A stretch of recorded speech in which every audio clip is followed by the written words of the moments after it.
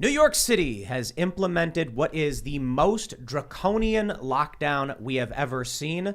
You now, if you live in New York City, need to have 2 vaccinations if you want to use any public accommodation, except for some exceptions. Now, all private sector workers must be fully vaccinated, and all children ages 5 to 11 will need to have 1 dose of the vaccine. And this is where it gets a little murky.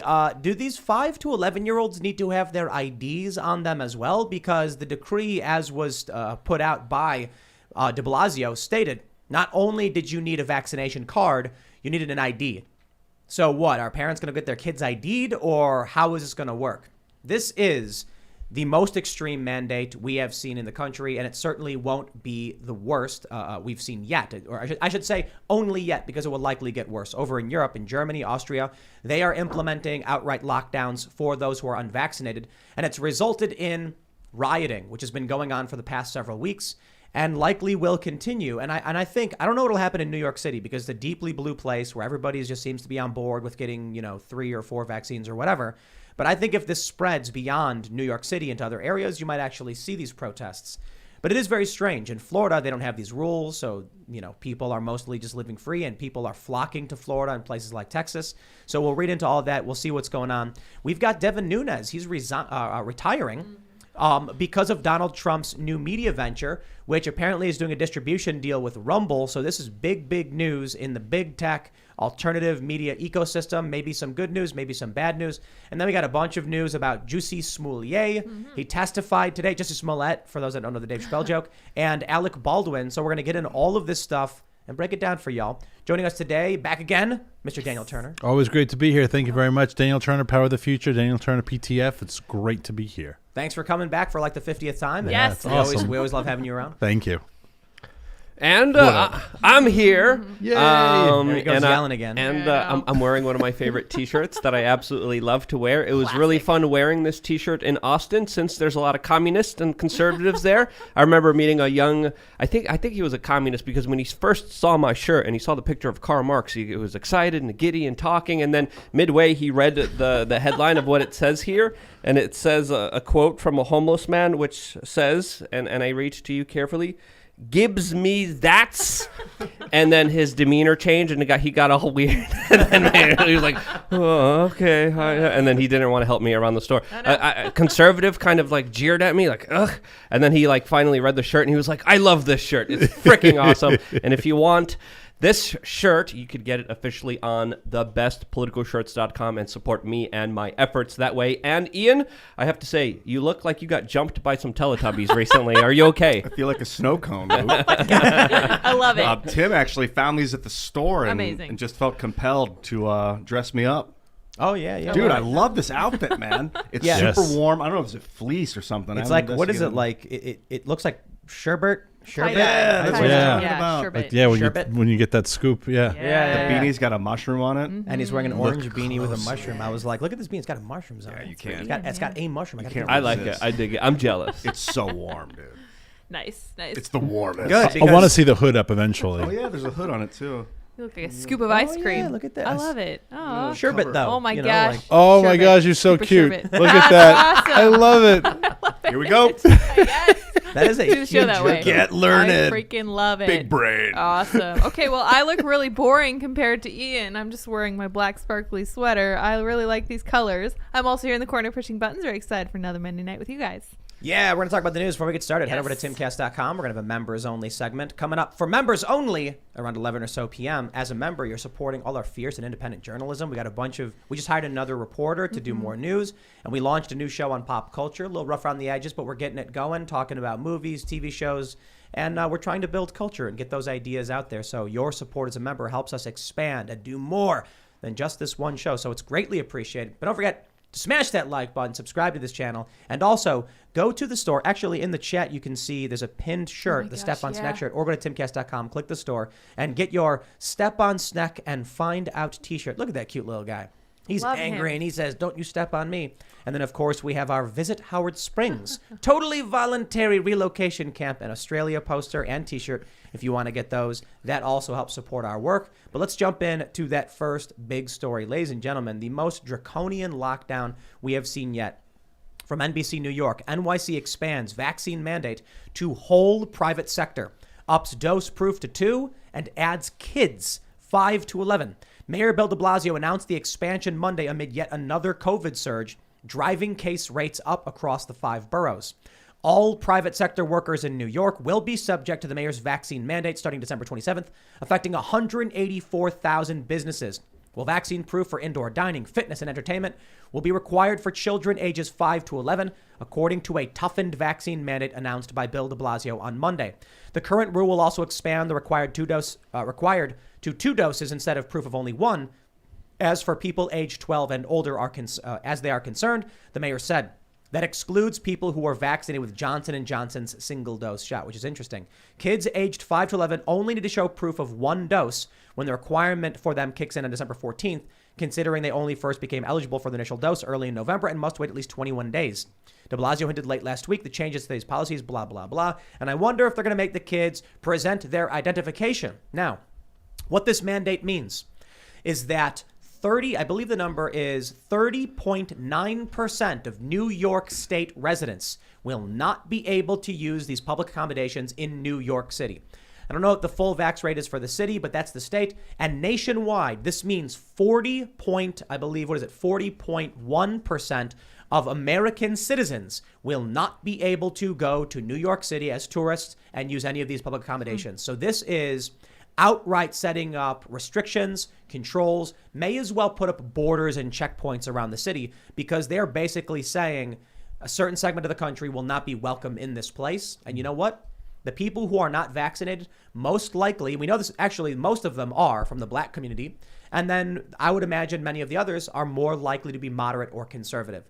Those people will likely leave, and New York City will just become a ridiculous mess of deep blue, progressive, leftist, whatever. Yeah. I think this time it's going to work, though. Yeah, I think this measure will bring down the cases in the city. And so, you know what? Let's just give it a couple weeks. Thank heavens. And exactly. Are they still vaccinating for the Delta variant, even though now there's a new variant out? I don't think they were ever actually vaccinating for a specific variant. They were just saying, just go get the vaccine. It is for the original? The OG? Yeah, the OG. The OG. We should call this what this is. This is discrimination. This is segregation of populations. Yeah. This is only going to further the political divide, further people moving out of New York City. And the mayor really used very interesting language to kind of describe what he's doing. He said that this is a, quote, preemptive strike, which is very fitting for him to do that, because a preemptive strike is when you attack people and kill them preemptively before doing anything else. That wasn't my words. That was literally Bill de Blasio introducing this policy, saying we need to do this because of Omicron. Omicron's here. We have to do this, even though all the initial reports are saying that people who have Omicron are the people who are vaccinated. So, well, I don't know about that, but they're saying it's definitely mild, and I think even Fauci brought that up. But also he's going to be mandating small business owners. All businesses in New York are going to have to do this, and so we got this report out of the Daily Mail. These businesses are saying we are going to lose employees. So a battered economy.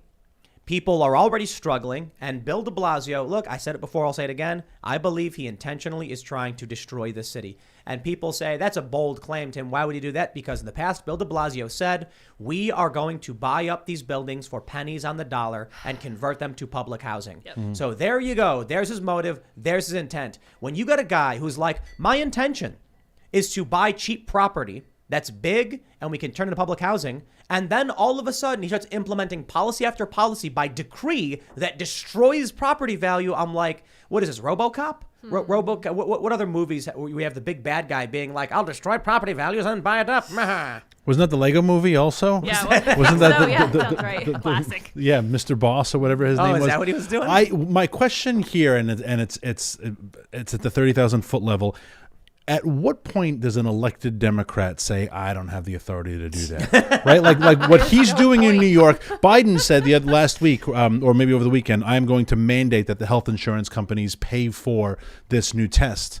And the insurance companies must have been like, does he have the authority to do that? Like, it amazes me that elected Democrat leaders, they never look at an issue or a situation and say, oh, that's above my authority level. Everything they want to do, they feel that they have the right to do. You're making me want to run for office as a Democrat. Yeah. Because you know what I would, no, not for like any reason to be like, I'm going to buy buildings. I just be like, If you work in the automotive industry, then you have to bring me one of those Belgian waffles. Yes. Have you ever had those things? So the good. waffles in Dingus in New York, those carts that are all over the place. Do you know what speculoos is? Oh my god. No. Yes, Cookie butter. So good. Cookie Okay. butter. It's those Biscoff cookies, and they pulverize it into a paste. Okay. Smear it on a sugar waffle with whipped cream, and I'd be like, oh, you got to do it. And then what's going to happen? They're going to be like, I'm not doing that. I'm like, it's a mandate. It's mandated. It's a mandate. I mean, clearly what they're doing is unconstitutional. And this is already ruled by the courts numerous times as it pertains to Joe Biden. Now, so Joe Biden's like, I hereby decree federal workers have to do this. And then multiple courts are like, nope. No. And the private sector lawsuits are already going through. And the Republicans are saying they're going to vote this down through their special power that the Senate has to challenge an executive order. We know Joe Biden is pushing the boundaries. We know that he's crossed the line. But Bill de Blasio is still doing the same thing. So I'll just put it this way. I think, you know what we need? We need someone to run for office as a Democrat, make all the promises in the world, and then just go nuts and decree the most ludicrous things and just see, like, what sticks. Yeah. Like, you got to bring me, you got to tithe to the city hall. Otherwise, you know, we'll send the cops, and the cops will do it. Oh, yeah. We'll send the cops, shut down your business. Yeah. You as the mayor, he could probably just walk up to a business and be like, give me $50. Yeah. And they'd be like, okay. They do it. It's called taxes, and it's No, more no. than just $50. No, but It's I mean, yeah. he could literally just be like, it's for me. I want to go to a strip club. Give me the money. And they do it. I'd They make have to. everyone wear hats again. to. You know, like when you look Yes. at those old photos of New York in the Yeah. 30s and 40s, and everyone's wearing a I'm in hat. favor. I would make everyone in New York has to wear a hat outside. Have to wear a Excellent. hat. Perfect. Yes. Yep, Why you got not? it. I have the Yeah. authority to do whatever I want. It is for your own good. And if you can determine any policy because it's for the good of people, whether it's their health, well, I think aesthetic is very, very healthy as well. that. Y'all think we're joking at home, but they Not actually at all. shut down churches and Yeah. and mosques and synagogues, and they went to the Jewish neighborhood and shut down schools. They chained parks shut, so that the Jewish community couldn't have access to these things. Yo, if we have a politician who's outright like, you know, what's the amendment where you're allowed to have to speak and practice your religion? Oh, that's the First Amendment. So yeah, that one. Yeah, it's done. Shut down the churches. And then even the courts were like, well, we're going to allow this. And then no one did anything. That person will become the new CEO of Twitter. Yes. You know, if you have that philosophy, that's how you get a promotion. If we're at the point where these Democrats have literally just openly and assuredly and confidently violated the Constitution, and the police said, okay, yo, man, I'm sorry if I'm a little pessimistic sometimes, but right there, no one, where were the people in New York to be like, we're not doing this? I mean, there were a lot of people who did, but certainly not enough. And it was a year ago, and you can all see the footage online, New Year's Eve, where de Blasio and his wife danced in Times Square, and all of New York was shut down. They weren't allowed to go to the Times Square. There was no ball drop, but he was there with his wife dancing because he was the mayor, and he was allowed, and he wasn't masked. And that was a year ago, and we've been through a year of this BS that we're still playing all of these games of these lockdown. And it was a year ago, the French Laundry. A year ago, Nancy Pelosi got her hair done. Gretchen Whitmer We've made got no her, progress. Gretchen Whitmer in Michigan got her hair done, and she also shut down famously a barber in a small town that had no COVID. Yeah. It's the perfect example. These people are, I mean, look, de Blasio dancing in Times Square after he mandated everyone be kicked out, and no one cares. No. I mean, I'm sure a lot of people care, but not enough to be like, hey, this guy's bad. Not enough. Obama had a huge birthday party, which was supposed to be limited in number and had hundreds of celebrities coming from all around the world flying on their private jets to celebrate this, as the corporate media was literally making excuses saying that the sophisticated crowd don't have to follow the specific rules and regulations that everyone else does. That's pretty much what they're trying to establish here, and they've been doing it pretty successfully, because when you look at these kind of decrees, and I call them decrees, these mandates, these supposed laws, they're not laws. They're just literally politicians saying, I'm going to play God for a day. When you look at who these decrees affect, it's small and middle class businesses, because they can't afford to now hire a security guard to check everyone's paper. They can't afford to keep employees on the payroll, especially with a labor shortage that's absolutely eviscerating and destroying their livelihoods and ability to even have a business. Who can be okay with these businesses, with these regulations, with these rules, with these decrees? Amazon, Walmart, CVS, Duane Reade. They could afford a loss here.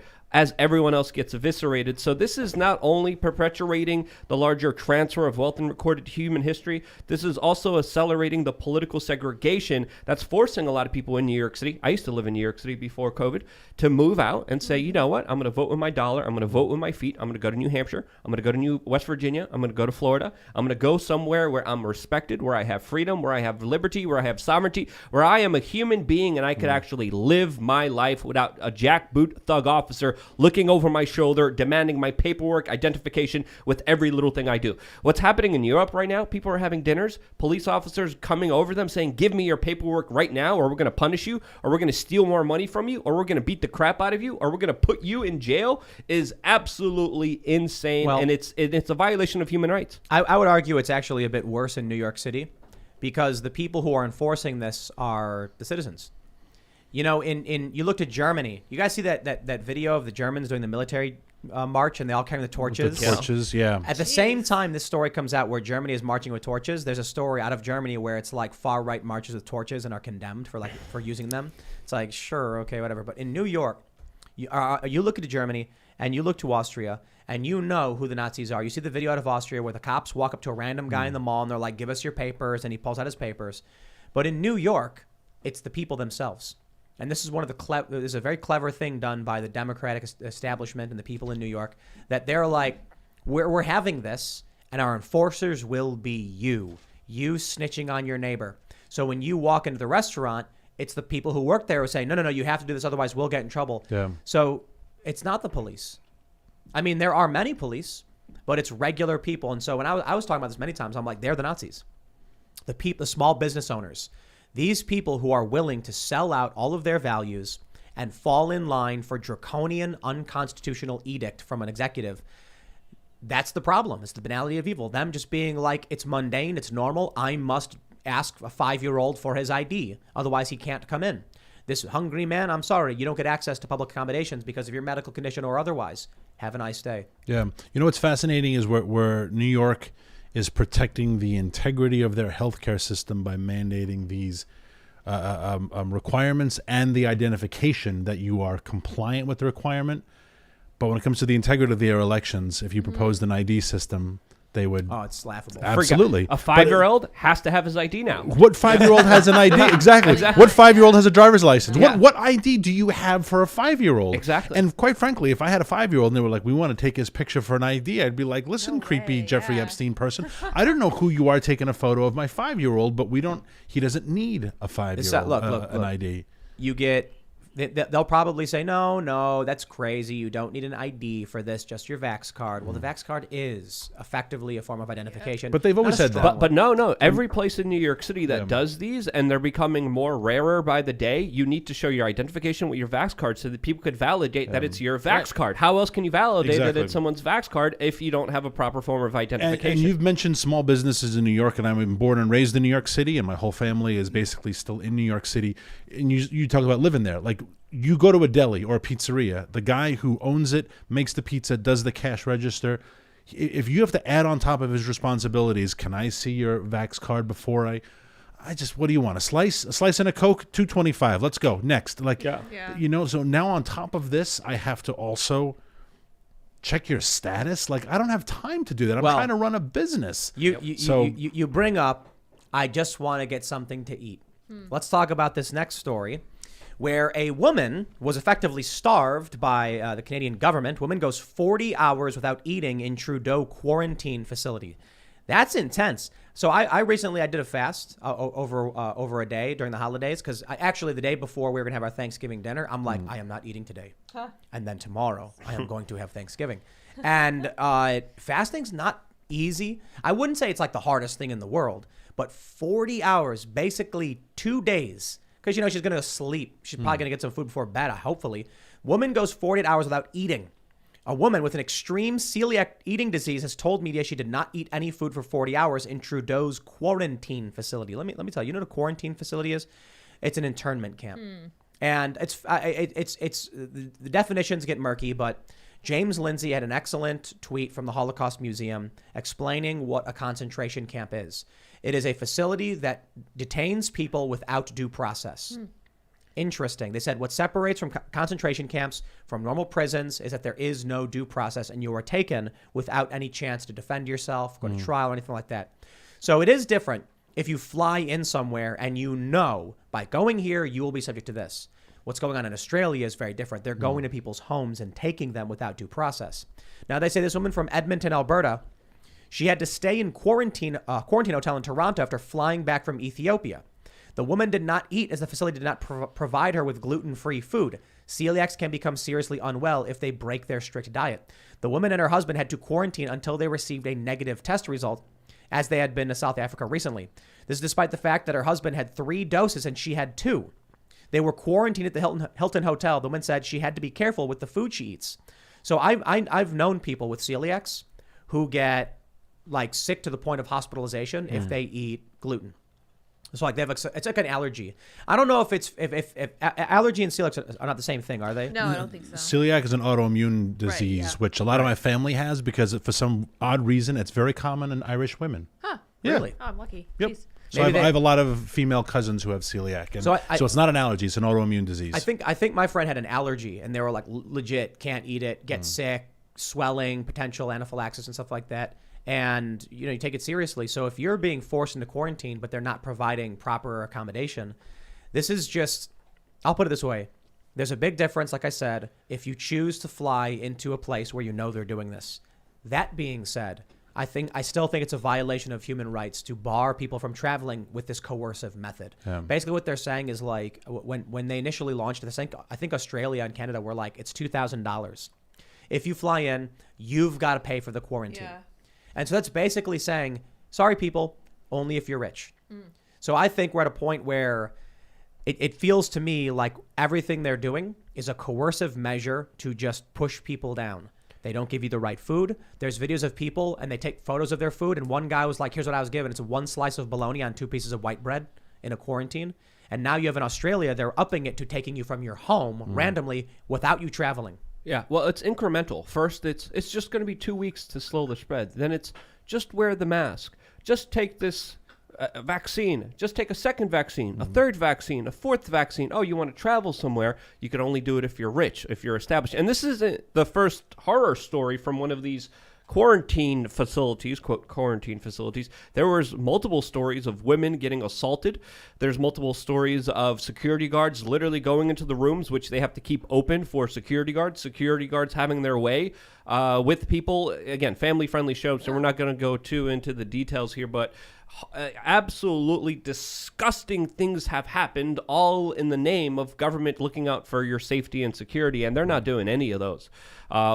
This is a larger power grab. This is all about acquiescence. This is all about slowly pushing you to comply with a bigger and bigger and bigger request, and it's only going to get worse from here, in my opinion. Yeah, I think the message takeaway, if it's possible, is what we saw with a lot of the Biden mandates when people just said, I'm not going to comply. And then the courts ruled in our favor and said, yeah, this is a total violation. Hopefully New Yorkers, it's going to take one small business to be the first one to say, you know what, we're not checking IDs. And then another will follow and another will follow. But that first person to take that risk, though, is... Well, it's happened. Yeah, and they have to do more of it. There was a deli, and then this one guy went around with flyers, handing them out, and they started putting them in windows. That bar in Staten Island also, that guy was pretty famous. I forget his name. There was a bar in Staten Island who refused to shut down, and he had been... The gym in New Jersey, those guys are on TV quite a lot. Well, I was in New York City a couple of days ago, and no one's enforcing anything. Good. No one is asking people to wear masks. No one asked me for my identifications or vaccine papers. I went around... Some people are complying, some people aren't, but businesses, especially if you run a business in New York City, you can't do everything. So to enforce this ridiculous decree where everyone has to give up their ID and medical records just to go into a store, I mean, even the people who do comply aren't for this because people forget their papers, they lose their papers, they lose their documents. Their whole identification system is on a piece of paper that literally anyone could print out, which the federal authorities have made illegal to do so. Yeah. But using federal government logos or anything like that. Exactly. So well, right now in Florida, I think it's Advent Medical Network, a big hospital, announced they've suspended their vaccine mandate because the courts have ruled unconstitutional or they've effectively frozen it. So the interesting thing is, I think this was Biden's strategy all along. I think the strategy that we're seeing from these governments is tell people you have to do it, and then cross their fingers that people will do it before they realize the government has no authority to do this.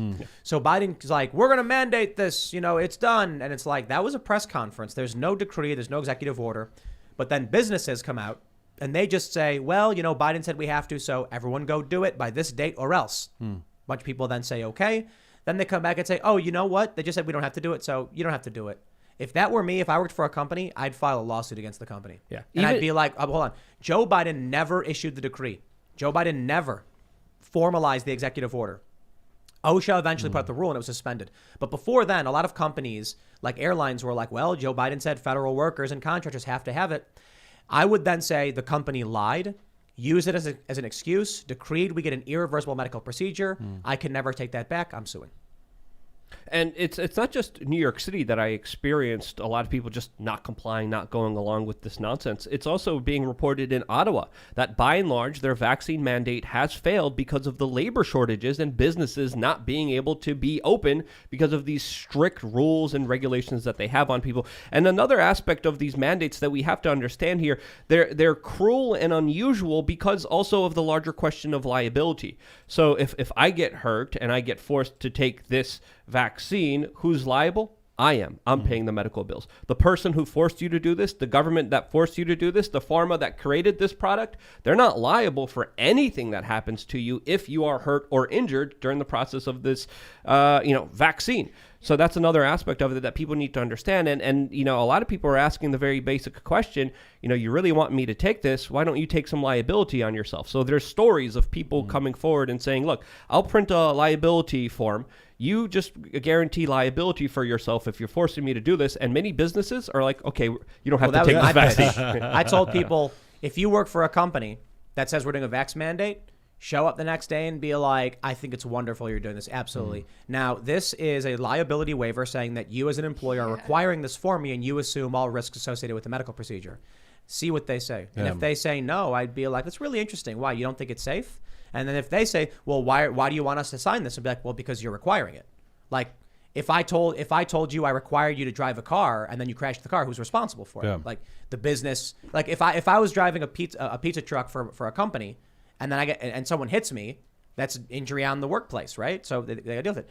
What's the matter, boss? You think it's unsafe? Sign it. But guess what? A lot of businesses probably will be like, sure, and they will. And then, hey, there you go. Yeah. For the rest of your life, you're indemnified. They assumed all responsibility. And then you got to include in it too something like, in the event of the dissolution of the business, the liability folds over to the company's owners and principal officers, et cetera, et cetera.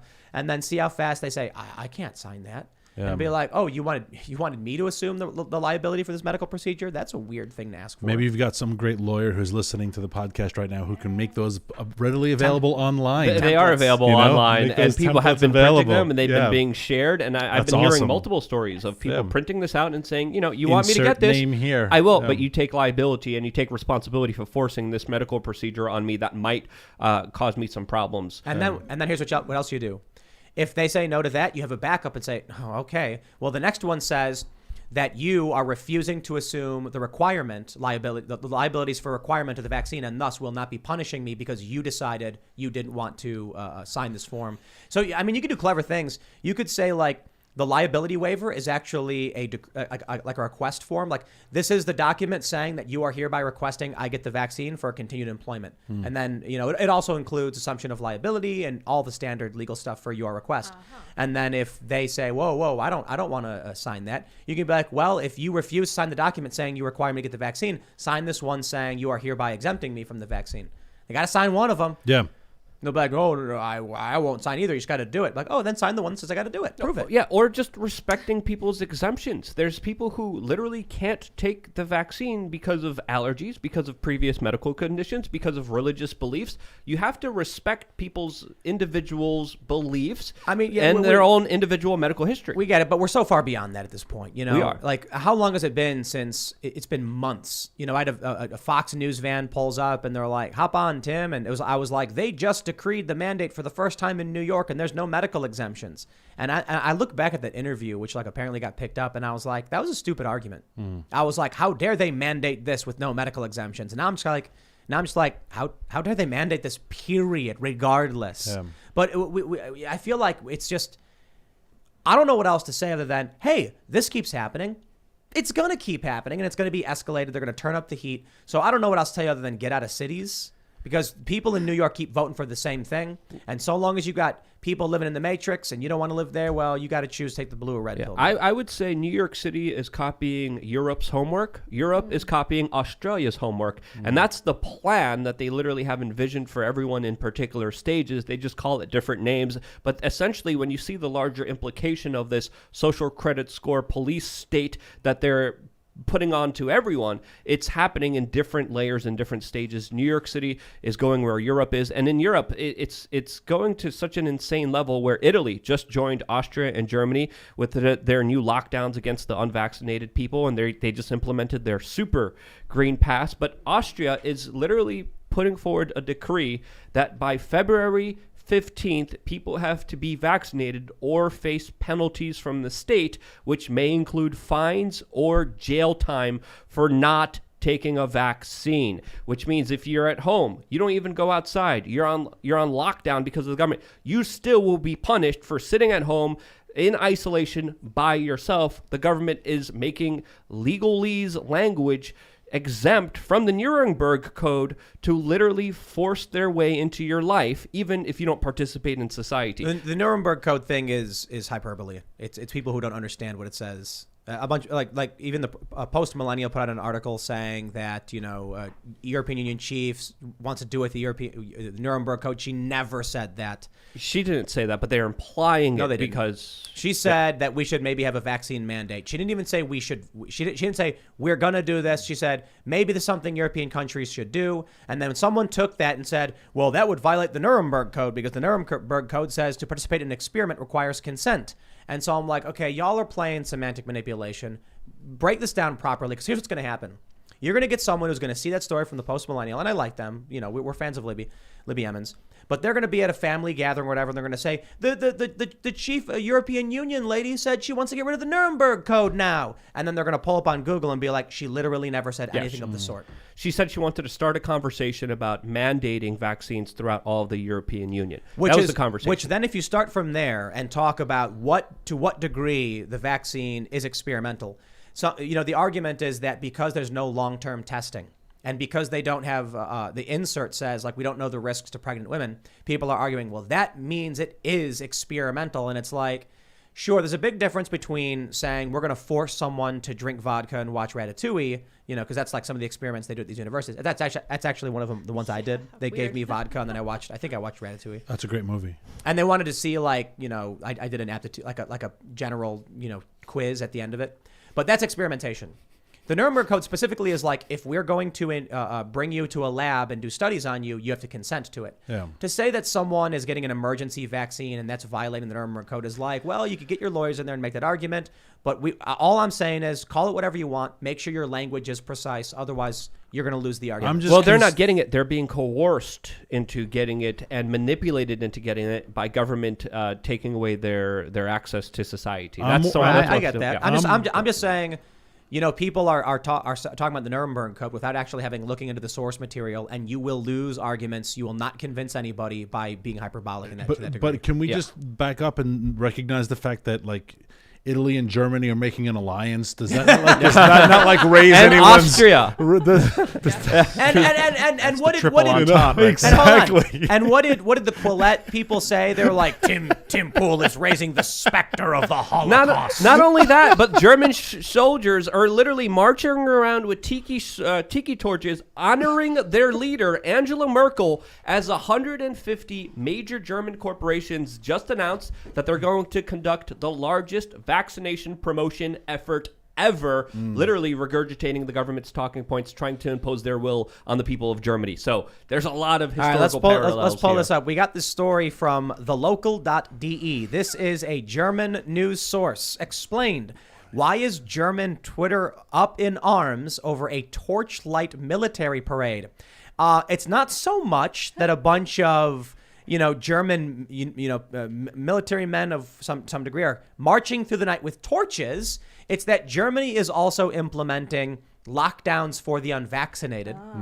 We're seeing in Australia, now this is outside of Germany, the internment camps where you will be taken from your home with no due process and then detained in a little tiny box where they tell you can only go outside to do your laundry. You can't, or you have a balcony, sorry, but you can't cross the line. You'll be fined $5,000. So Germany, as Daniel just mentioned, Italy, Austria, all coming together and being like, we are going to mandate this injection upon the populace. Otherwise, you can't have food. And now they're marching around with torches. Does their camp have a little sign above it that says like the vaccine sets you free or something like that? Yeah. Those are the arguments that government bureaucrats have been making. Take this vaccine, do as you're told, and you're going to gain your freedoms back. You're going to gain your access to society back. You're going to be able to go to a restaurant and purchase food. Well, even Biden has hinted at that. More than hinted at it. He said that as much. And that's such a backwards, insane kind of critical way of thinking that we have to first understand on face value. They're the ones who took away normal life. They're the ones who took away economic prosperity. They're the ones who took away our ability to live a normal, prosperous, happy, healthy life. They're the ones literally implementing policies that have created more depression, more suicide, lack of economic opportunities, have impoverished people, and literally have stolen their wealth right in front of them, literally disappearing the value of their dollar as it sits in their hands. The value of the dollar is being extremely devalued. And people are finding that less and less they have the ability to do anything that they want, and every aspect of their existence is being tightly regulated and controlled by bureaucrats who think they're gods ruling over you. The funny thing is this is actually an old story. It's from October. The German torch story. What were they marching about though? That is kind of weird to have I guess they were celebrating Angela Merkel, and this was a pay of respect. They were marching to honor those who risked their lives or lost their lives in their operations in Afghanistan as part of the withdrawal. And so this was back in October, this story at least. I don't know, maybe they did it again for Angela Merkel, but this is the story on the local. And the funny thing is they're marching next to the Reichstag, is that how you pronounce it? Yeah. With torches in their hands.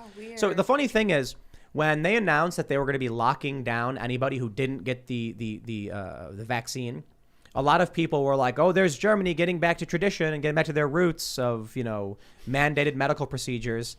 And then this photo is actually old, and people are like, hey, maybe something's been going on in Germany that we haven't been paying attention to. Yeah. There was a joke. I can't remember who did it. Maybe one of you guys remember. He was like, who was this? I saw this recently. Hold on, I'm trying to think. I can't remember. He said that if he were like the UN or whatever after World War II, do you know who this was? Maybe. Continue. He was like, we'd tell Germany, you don't get to be a country anymore. It's like you started a war against the world. Like literally try to Wasn't it Norm Macdonald maybe? Yeah, I think it was Norm Macdonald. Yeah. He was like, you started a war against the world. Yeah, he was so you don't get to be a country anymore because look what happens when we just like let them keep doing their things. It's a weird thing, but you know what I love the most about the European Union and Germany is that we literally have like 2 wars and a Cold War in an attempt to prevent the consolidation of power in Europe under one governing authority. And then Germany comes along and they're like, hey guys, let's do this union thing. We'll have the strongest economy. Your currencies will all be devalued, and then you'll have to borrow from us. Yes. And Germany basically becomes the dominant power in the European Union. Amazing. I have a pretty lit friend on the right who I won't say his name, but who has a whole theory that Germany is the worst country in the history of civilization. Because he's very, very Catholic, starting with Martin Luther and the Reformation. Oh, yeah. And he goes through every 1,500 years, something has come from Immanuel Kant.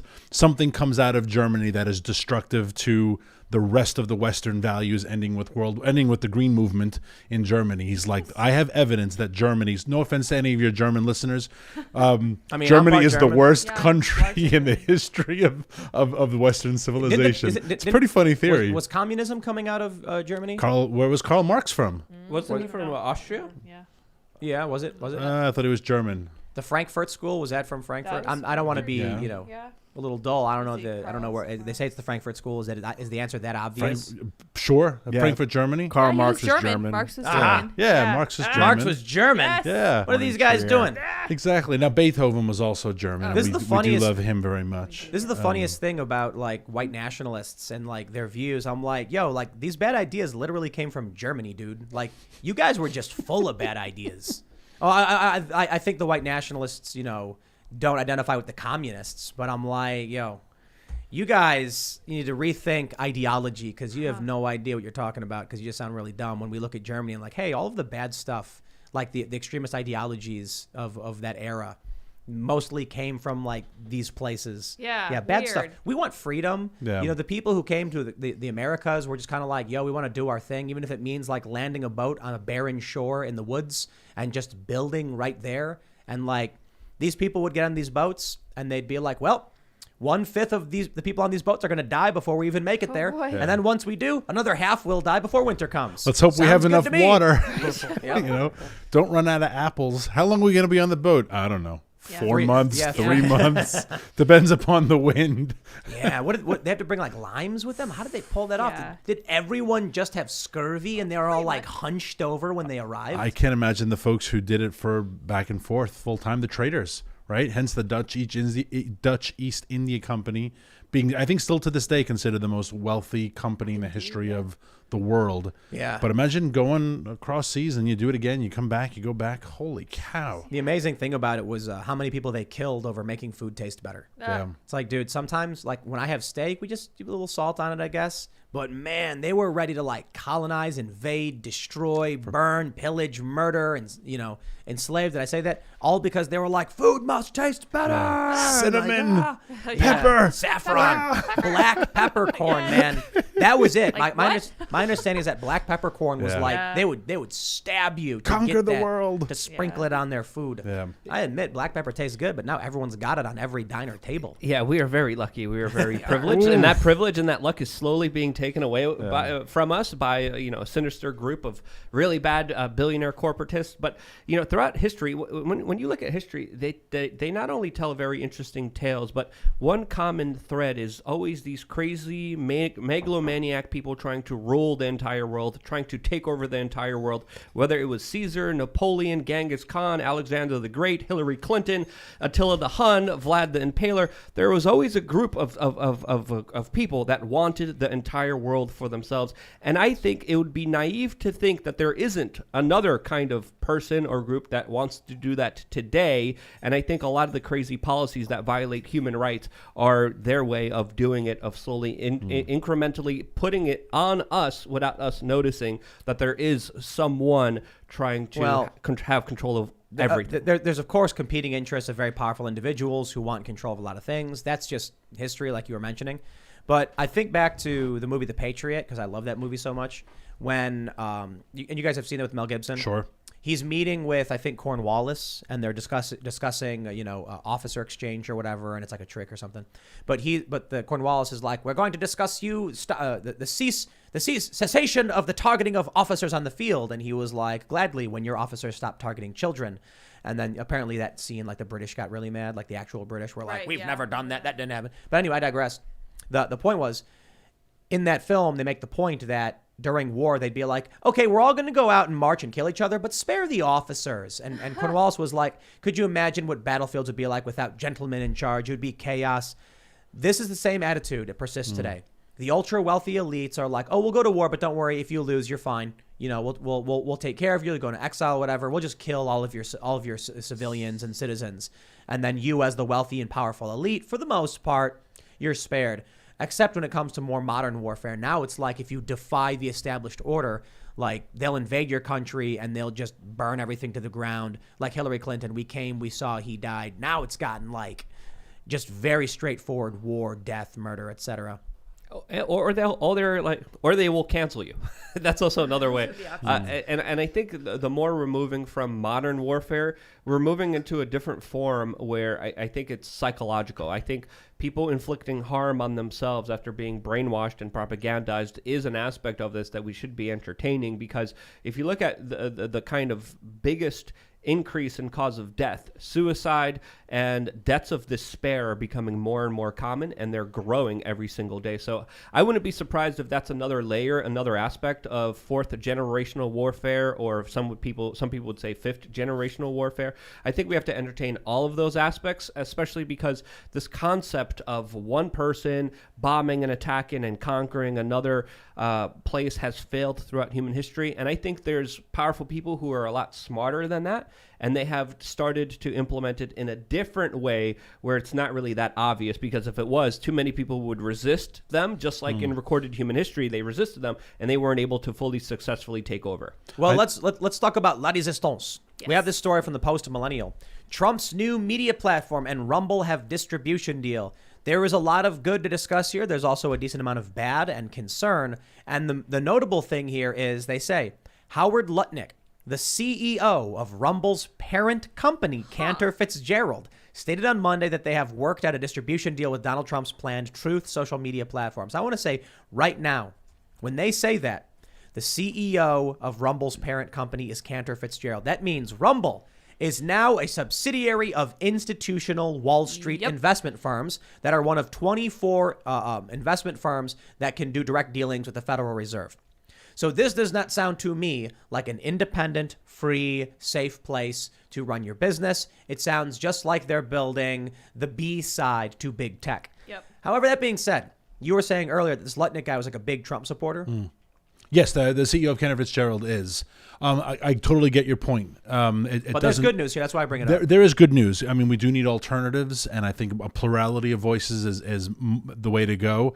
But yeah, I share your concern that if it's just owned by another Wall Street company who is going to have to follow SEC regulations, and SEC regulations under this administration could be, unless 75% of the board of all of your subsidiaries are made up of people who we agree with their political persuasion, then you can't get your, you can't trade on the big board. There's a possibility here that this is a massive concerted effort among powerful interests to counter the woke establishment big tech. Because Rumble getting this access and getting this investment, getting this power could be a good thing if you believe in this stuff. I think the bigger risk is, Ian mentioned this, as soon as they go public with they did a SPAC, a special purpose acquisition company, Rumble opens the door to Vanguard, was it State Street, BlackRock buying up percentages of the company and then putting pressure on them. And then they're basically just Google again. So it's almost like there's a fear of a controlled opposition. If the company remained private, we have more reason to believe that they'll actually stick to their principles and not censor and ban people. But let's read a little bit of the news here first, and then we'll get into the tech stuff.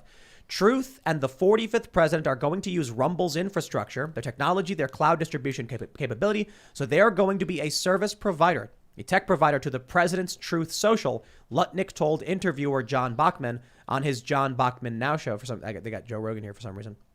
Rumble, a video-based pro-free speech platform, works in a similar manner to other streaming services. And full disclosure, we here at Timcast, we use Rumble infrastructure, and we are more confident we won't get banned there. But that being said, we'll speak honestly. Lutnick continued during the interview. What this is people with political ideology being asked to leave YouTube. Comedians are now coming over. Gamers are coming over. It's a broad group of people who don't want to be censored. They want to be able to speak their minds, speak their truths, and speak their opinions. So I think Rumble, which is neutral down the middle, I think it's going to get a huge following of people who just want to speak their minds. Lutnick further iterated that Rumble, after the deal struck with this company, will now have the money to now go do whatever they want to do. I mean, that's potentially good news, right? Right off the bat. This means that all of the people who are worried about not having a way to compete with YouTube's infrastructure can now go somewhere else, and there's going to be revenue there. What Rumble needs to do right now is they need to use as much money as they can to create a comparable partner program that YouTube has. Because the number one thing that keeps people from leaving this platform is audience size, but more importantly, for newer creators and new talent, it's the fact that YouTube is subsidized by Google, Alphabet, whatever. So YouTube costs Google money, but they subsidize it so that people stay on this platform. If Rumble can do the same thing, and I also think they do got to clean up their interface, and their website needs it's a little messy. Then people are going to be like, look, if I'm going to start a channel somewhere, why go on YouTube? Someone who's making a new channel is going to speak out and speak up against all of this, this BS going on around the world. They're going to say, if I go on YouTube, I'll get a strike, right? Like Elijah Schaefer and Sydney Watson, for instance, on You Are Here, they've gotten how many strikes already? Like takedowns, like a couple? Yeah. Already, and the show's new. So there's going to be a lot of people being like, I just do it on Rumble. I don't have, people without big followings, without a ton of followers will just be like, I'll start a Rumble channel And then at the very least, I can make money there the exact same way I could make it on YouTube. Well, it's funny that the same article, I assume this is from today or the last couple of days, this article, Axios has a totally different spin, where I think the headline is, I should pull it up, the headline is something like the right-wing echo chamber. Yes. And it's funny, it's first of all, to think that like the left isn't just one echo chamber, right? Like every single publication, newspaper, TV outlet is literally just saying the exact same thing as the DNC, and it's insulting to call it an echo chamber because it's not. It's a platform. Well, but it's Axios' spin. We have the article right here. This is how the media lies, right? Right wing builds its own echo chamber is an opinion, and it's also incorrect. It's a false framing. But for them to put this on a news article, it shows you the why we need alternative platforms in a way to counter this. It's not an echo chamber. Just because different right-wing websites exist doesn't mean people don't read other news. An echo chamber would be a cultural phenomenon where people are like, I'm not going to watch any other news. But we know from the data, conservatives get about a third of their news from mainstream liberal or leftist sources, whereas liberals get 5%. So what we're actually seeing here, the news is right-wing media emerges. And it's not even right-wing. It's independent, moderate, libertarian, and conservative. You know it's an echo chamber? The YouTube front page. You go on that, and it's the same voices, the same political opinions regurgitated to you in so many different formats. I'm skeptical. Apple News. Whenever you swipe to the left and you get to the news thing, look at Apple. Look at the top stories on Apple News echo chamber. Same talking points, same headlines, same kind of narrative. Nothing deviating from, of course, the larger agenda that's set against the American people. But I'm skeptical of Rumble, but it's going to be very interesting to see how they're going to kind of traverse this online landscape, where they're going to go, how they're going to be different, or if they're just going to be sellouts. I'm skeptical because of things like the ESG, the environmental, social justice, and government's social credit score that a lot of top companies have to be compliant with. And the more essentially woke you are, the more you sell out to the agenda and narrative, the better score you have, the more investment money you have, the more economic opportunities you have,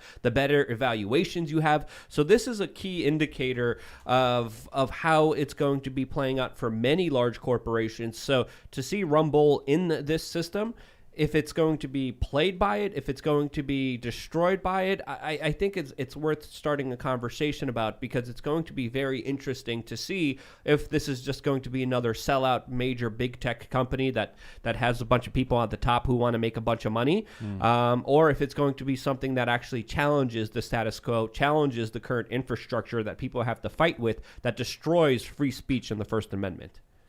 I think it's like, challenge me. The stronger you the push, the more powerful I become. Yes, challenge me, get bigger, get stronger, and then I'll buy you. Well, do it. They have the One Ring. They're trying to defeat Sauron with another One Ring. They're like, I can do it. I can withstand the pressure of being having $1 billion centralized social network with proprietary. No one can withstand that, man. They're coming with billions and billions of SEC's coming, and the government's coming. Like, it's not Chris's company anymore. Rumble's gone. It's not, but I still think this is a big net positive, as much as I don't think it's a permanent solution.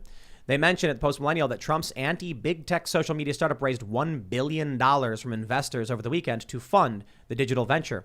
Quote, $1 billion sends an important message to big tech that censorship and political discrimination must end. America is ready for Truth Social, a platform that will not discriminate on the basis of political ideology, Trump stated. This will be interesting because, look, I signed up for a Rumble. I'm sorry, not Rumble, Parler. We are on Rumble, but I signed up for Parler. Like, okay, this is like the 80th time they've been like, this is the alternative. And then Trump now, I guess he's using the Mastodon code to launch his own version. Yeah, and they've acknowledged that as of yesterday. Oh, okay. Well, at any rate, this is one I will actually immediately sign up for.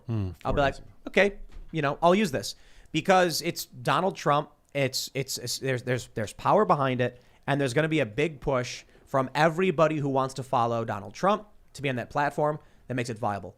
One of the things that makes it really difficult for all these other alternative platforms is, are there people there to talk to? Yes. YouTube's got it, Twitter's got it, Facebook has it, but no one really cares about Facebook for the most part. Now, these alternatives, they don't really have it that much. Even Rumble does not really have it. So what they did was they got, they paid for people like Siraj has a show there, right? Yeah. And Glenn Greenwald and a few other people were paid by Rumble to do, programming on their platform because they need people. Otherwise, why would you go there? Yeah. all of this stacking up, I actually think we might be saying what I've long been asking for. So I don't want to rain on the parade. Now that we're seeing this deal and we're seeing this investment in this infrastructure, it looks like a lot of free speech voices, or at the very least people who are mad about being censored, are being like, if we don't do something against big tech, we will lose. And I've been saying that over and over again. They think they can go in and say Section 230 reform. And I'm like, yo, you're sitting on fat stacks. Why don't you just be like, okay, here's $10 million to fund the initial infrastructure to get this going? Well, now there's $1 billion, and it was raised by investors buying through the SPAC. So all in all, I think it's pretty good news. But of course, well, and we're going to get into the important part here. Did you think, my friends, it would be that easy? From CNBC, Trump SPAC under investigation by federal regulators, including the SEC. The SEC and FINRA probes were disclosed by a filing by Digital World Acquisition Corp., the special purpose acquisition company on track to merge with Trump Media and Technology Group. They're already fighting back. The government is coming after Trump and a social media platform because I think it actually is a threat to their established narrative BS. It's going to be interesting because Trump kind of plays like he's a part of the establishment and then kind of counters the establishment. I obviously don't have a lot of hope in him personally myself after his latest moves, especially with some of the interviews that he's been given on Fox News recently, shilling for, of course, Big Pharma. That's my kind of perspective. That's my understanding of it. So to see the government kind of hit him, I think it's more personal than it is anything else. And I think there's a bigger fight here, and we have to acknowledge that fight is happening. But I still see it as one wing of the same bird kind of slapping each other at the end of the day, from my own perspective. I think if you are the social media platforms, look at what Zuckerberg did in the 2020 election through Facebook. And how Molly Hemingway's book on that is just absolutely brilliant. Her book Rigged, and how Zuckerberg spent his way into flipping the election in key states for the Democrats. They're not going to give up that power pretty easily. So I'm not surprised that the FEC is going after this or the SEC is going after it because they don't want to lose their power. And the Biden administration, they use government authoritatively whenever they get the chance. That's the lesson they learned from Obama also. Heck, today also Merrick Garland announced he's suing the state of Texas again because of their redistricting, because they don't want the districts drawn that way, because they don't want it drawn that way, because they want to turn Texas blue. So what is their lawsuit based on? Based on the fact that we don't like Texas. And what did Bill Barr do? Nothing. Nothing. Look, Republicans and Democrats, they're both establishment. The reason the Republicans haven't been doing anything for years is because they're just stopping the populist movement and the working class from actually getting anything done. And the Democrats, because they have a bunch of ignorant young people just marching blindly behind them, they're able to, crack the whip and get away with it because of the tribal nature of what they're doing. But this should be alarm bells to anybody. Trump starts a media company and all of a sudden the SEC is investigating. Dude, I'm calling BS on that. Come on. We saw what happened with Obama and the Tea Party and the IRS using the power of the government to harass and coerce and go after anyone who opposes you. Yep, this is just them vying for power. And when they have power, they, of course, conceal it for themselves, use it for their own personal benefit. And when you see it from that perspective, these larger kind of spats and fights kind of do make sense because it's, the left wing versus the right wing. So we have seen this abused so much. And I remember even doing a news story about 10 years ago talking about how social media could decide elections. There was numerous studies being done that came to the conclusion saying if you just tweak the algorithm a little bit, if you just tweak what people see and don't see, you could literally change the future of this country. This was something that we were talking about 10 years ago. I think this has become something that's not just a possibility. I think it's a reality. And I think we need to acknowledge what you mentioned is that big tech social media does affect elections, does affect who gets voted in, and of course they have a clear side with anyone who of course does their bidding, who of course anyone who works for them and is willing to help them out at the end of the day. And they have a pure financial interest, right? Look at some of the players in this, not social media, but it's media. Michael Bloomberg, one of the top 10 richest people in the nation. The two guys from Google, Alphabet, top 5 richest people in the nation. Zuckerberg, top 5 richest people in the. Eric Schmidt, who goes to Bilderberg and Burning Man. Yeah. And then he's the man who helped start one of the major super PACs that of course spread the first kind of term of Russian collusion. Yeah. So they're integrated in so many different ways. Eric Schmidt said that he supports Hillary Clinton. He backed her in so many different ways, but there's so many other things happening behind the scenes that aren't even public, that we don't even know about, that truly do highlight the bigger power plays at hand here behind the scenes. And obviously right now the power establishment that's in charge is the corporate neoliberal fascistic establishment that is parading itself as a social justice warrior woke ideology, when in reality they are technocrats, and that's exactly what I would call them. Absolutely, and total authoritarians, because they also support Black Lives Matter. If you ask them, we're all behind the Russia collusion. They probably all support vaccine mandates, and they're all worth $65 billion. They only support Black Lives Matter when it supports their divide and conquer agenda, when at the same time they pass initiatives that largely discriminate against them, just like these larger vax mandates predominantly discriminate against Black people. And now not only their opportunity to go to places inside, but now their opportunity to even find a job. Where in New York City, predominantly the majority of people who haven't taken the vaccine are Black. Now they can't get a job. No. So can't go to the library. You can't go to the library. You can't get on a bus. Do anything. You can't. They took away all of their economic opportunities, but these are the same people cheerleading. We support Black Lives Matter no matter what. No, you don't. You support your agenda and your power use the grabs. power of the government to crush their opposition. Yep. Exactly. But we got something interesting here. Devin Nunes is retiring. Oh, yeah. So he's going to be joining the Trump media firm. And I can't say I'm surprised that the feds are going after Trump's media firm, but he wrote a letter. He basically said, Nunes said in a letter to his constituents that he'll be leaving at the end of 2021 prior to the 2022 midterms. Recently, I was presented with an opportunity to fight for the most important issues I believe in. I'm writing to let you know I've decided to pursue this opportunity, and therefore I will be leaving the House of Representatives at the end of 2021.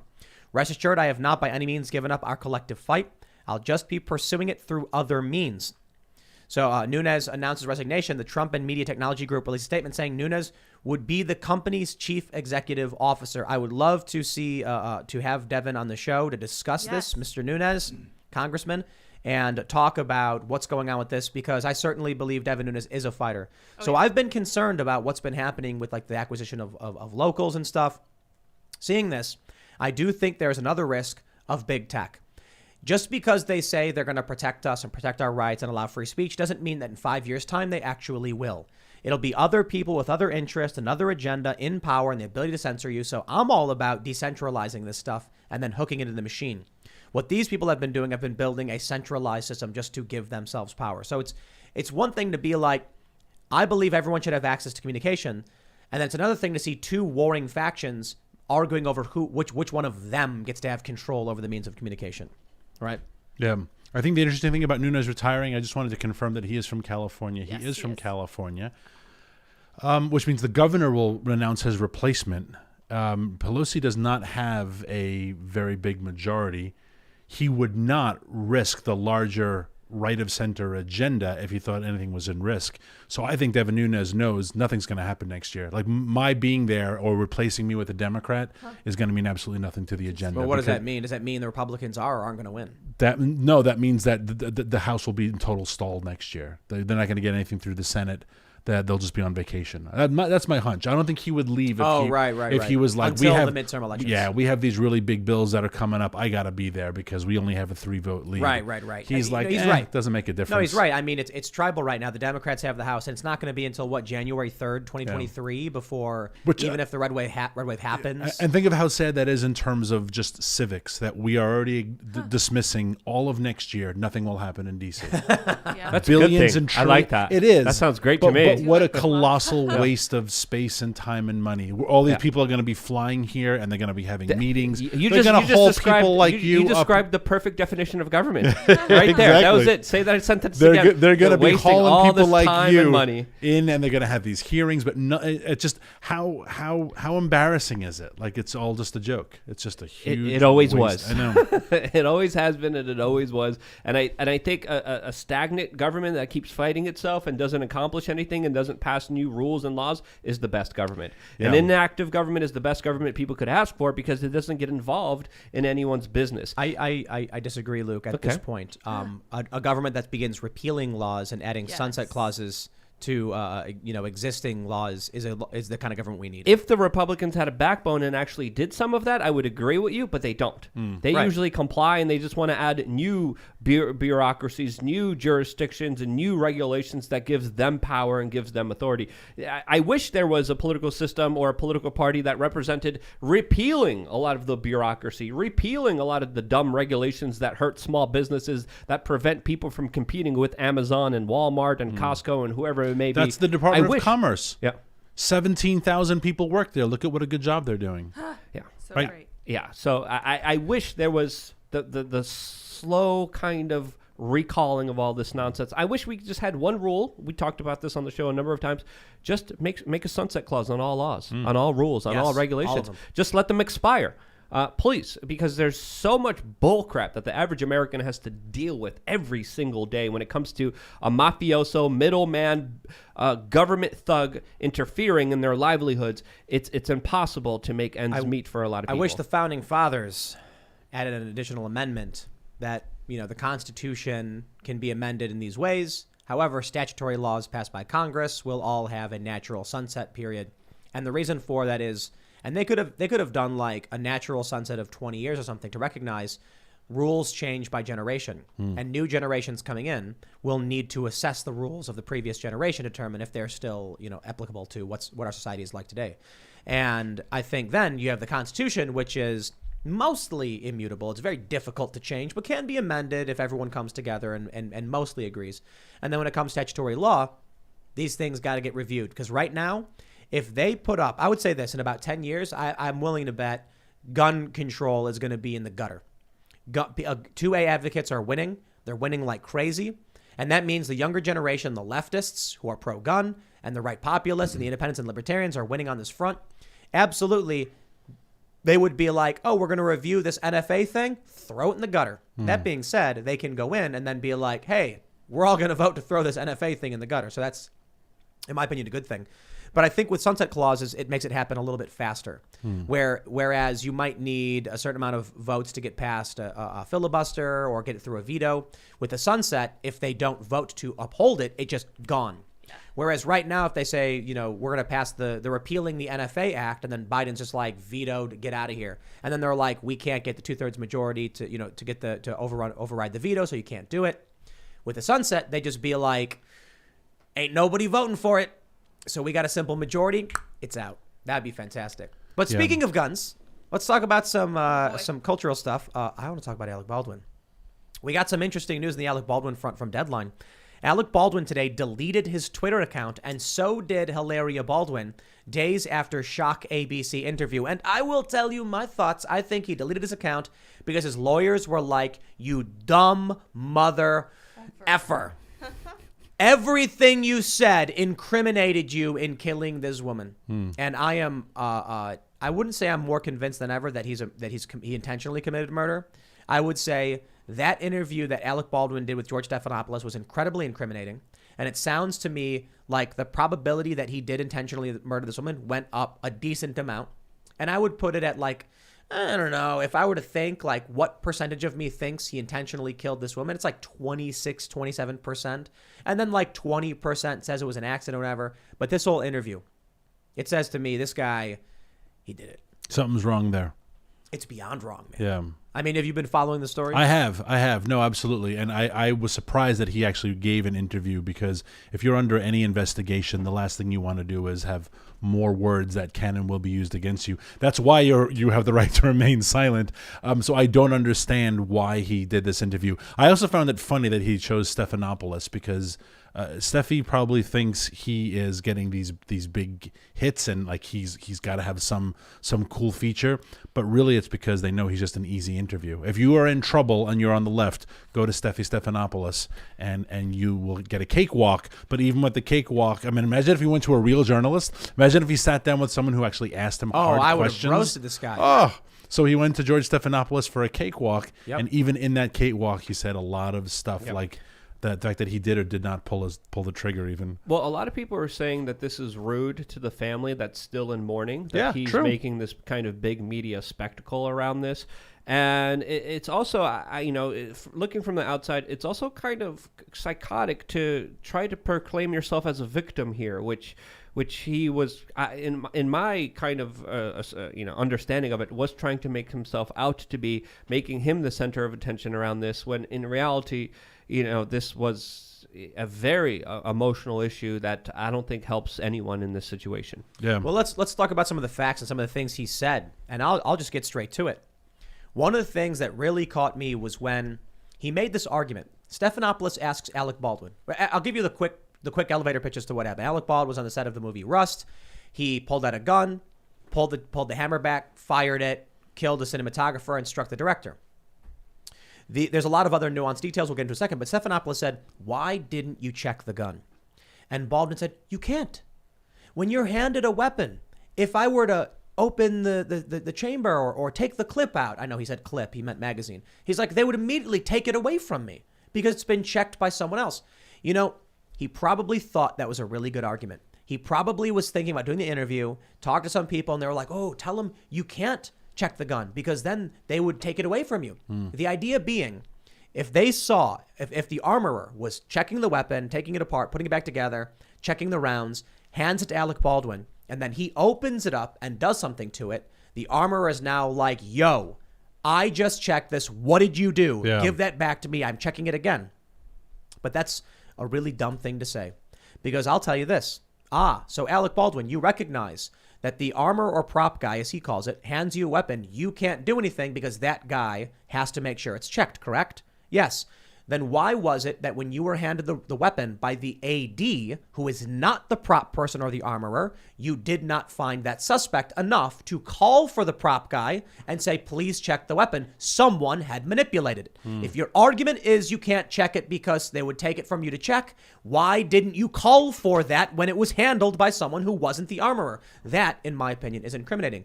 Additionally, he claimed when he was on the street and the paparazzi were filming him, he was like, "She was my friend.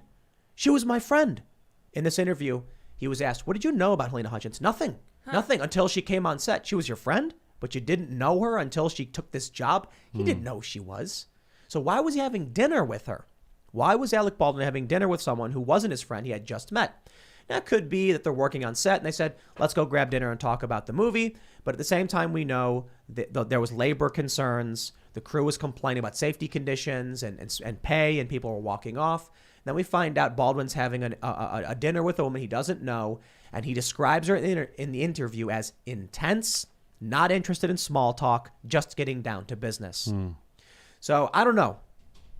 You would have to believe that Alec Baldwin was handed this gun, popped open so these are single action revolvers. There's a little latch on the right side. You pop it open and then you can see, and you put the bullet in, spin, the cylinder doesn't come out like you see in like the video games where they flip it out. The single action. So we'd have to open the latch one by one, load it while spinning the cylinder. And if he wanted to put a bullet in it, he'd have to put one in and then close it. Very easy to do in my opinion. I think it's a bit of a stretch to assume that Alec Baldwin with one hand was holding around, reached over because he had the gun on his side, and then popped it open, pushed the bullet in, pulled it out, and then shot her. But I also think it's still more absurd to assume that the gun had to be accidentally loaded with live rounds, to get given to a guy who's not supposed to handle it, to be handed to Alec Baldwin, who's not supposed to use it in this set, to then Alec Baldwin claimed that Helena Hutchins told him to point the gun at her and pull the hammer back. I'm like, I'm sorry, if that's the official story, and the alternative is Alec Baldwin put a bullet in a gun and shot a woman, I think that Alec Baldwin put a bullet and shot a woman is much more likely to be true. But I'm not saying it's definitive. I don't know. I'm just saying it's more likely. Is he saying that she said, point the gun at me and shoot at me because she's a cinematographer, she's got a camera, she wants a POV, direct-to-camera shot, is what she's looking to shoot? Yes. Okay. That he was saying, she kept saying, draw the gun. He pulls like from Quentin the side. Tarantino-esque type angle where you're literally looking right at the camera. Like, or at a slight angle. And so the camera's here and she's just to the right of it and the gun is going slightly off. Yeah. But I'm sorry. If his argument is she was telling me over and over again to draw the gun and point it at me, and then he says, she told me to pull the hammer back. And then I let go and it just fired. I didn't pull the trigger. That's not possible on a single action revolver unless he was holding the trigger depressed while pulling it back, which also seems like a strange thing to do. So all of these weird, I said this last month, I was like, all of these coincidences had to have occurred for Alec Baldwin to have accidentally shot this woman. Sorry, dude. He was holding a single action revolver. You pull the hammer back, it goes click, click. I think it may even go click, click, click. You can't just let it go. It doesn't go forward until you pull that trigger. So someone accidentally puts a bullet in it, gives it to the wrong guy. Alec Baldwin knows that's not supposed to be the guy who has it, and he's supposed to get the armorer to come check it because it was manipulated by somebody else. And then Helena Hutchins is like, yes, draw the weapon and aim it at me. Now pull the hammer back. Oh no, I've been shot directly through the chest, hitting my spine and killing her. I'm sorry, dude. Baldwin straight up killed that lady. Going through her and hitting another person behind her as well. Actor John Schneider, he was in the Dukes of Hazzard, came out and said that he doubts that this gun went off by itself. He also called the whole interview bullish. Family-friendly show, you know what I'm trying to say. But he said that it was designed to, quote, make us feel sorry for Alec Baldwin. And I think he made some very interesting points surrounding this matter. Is he the guy who did the YouTube video? I'm not sure. Which guy? The guy from which show? John Schneider. Yeah, he was, John he Schneider, was, he did a he was YouTube Bo show, Duke. Yes. And he took. I think this is the guy who took the single action. He took it apart and he showed you exactly how it works. That was it. And he said that there was a propaganda machine behind all of this. And as we know, Alec Baldwin has been working with PR emergency companies that have been implementing a lot of the kind of fake news, have been implementing a lot of the kind of noise around this matter, allegedly, according to a lot of sources surrounded in this case.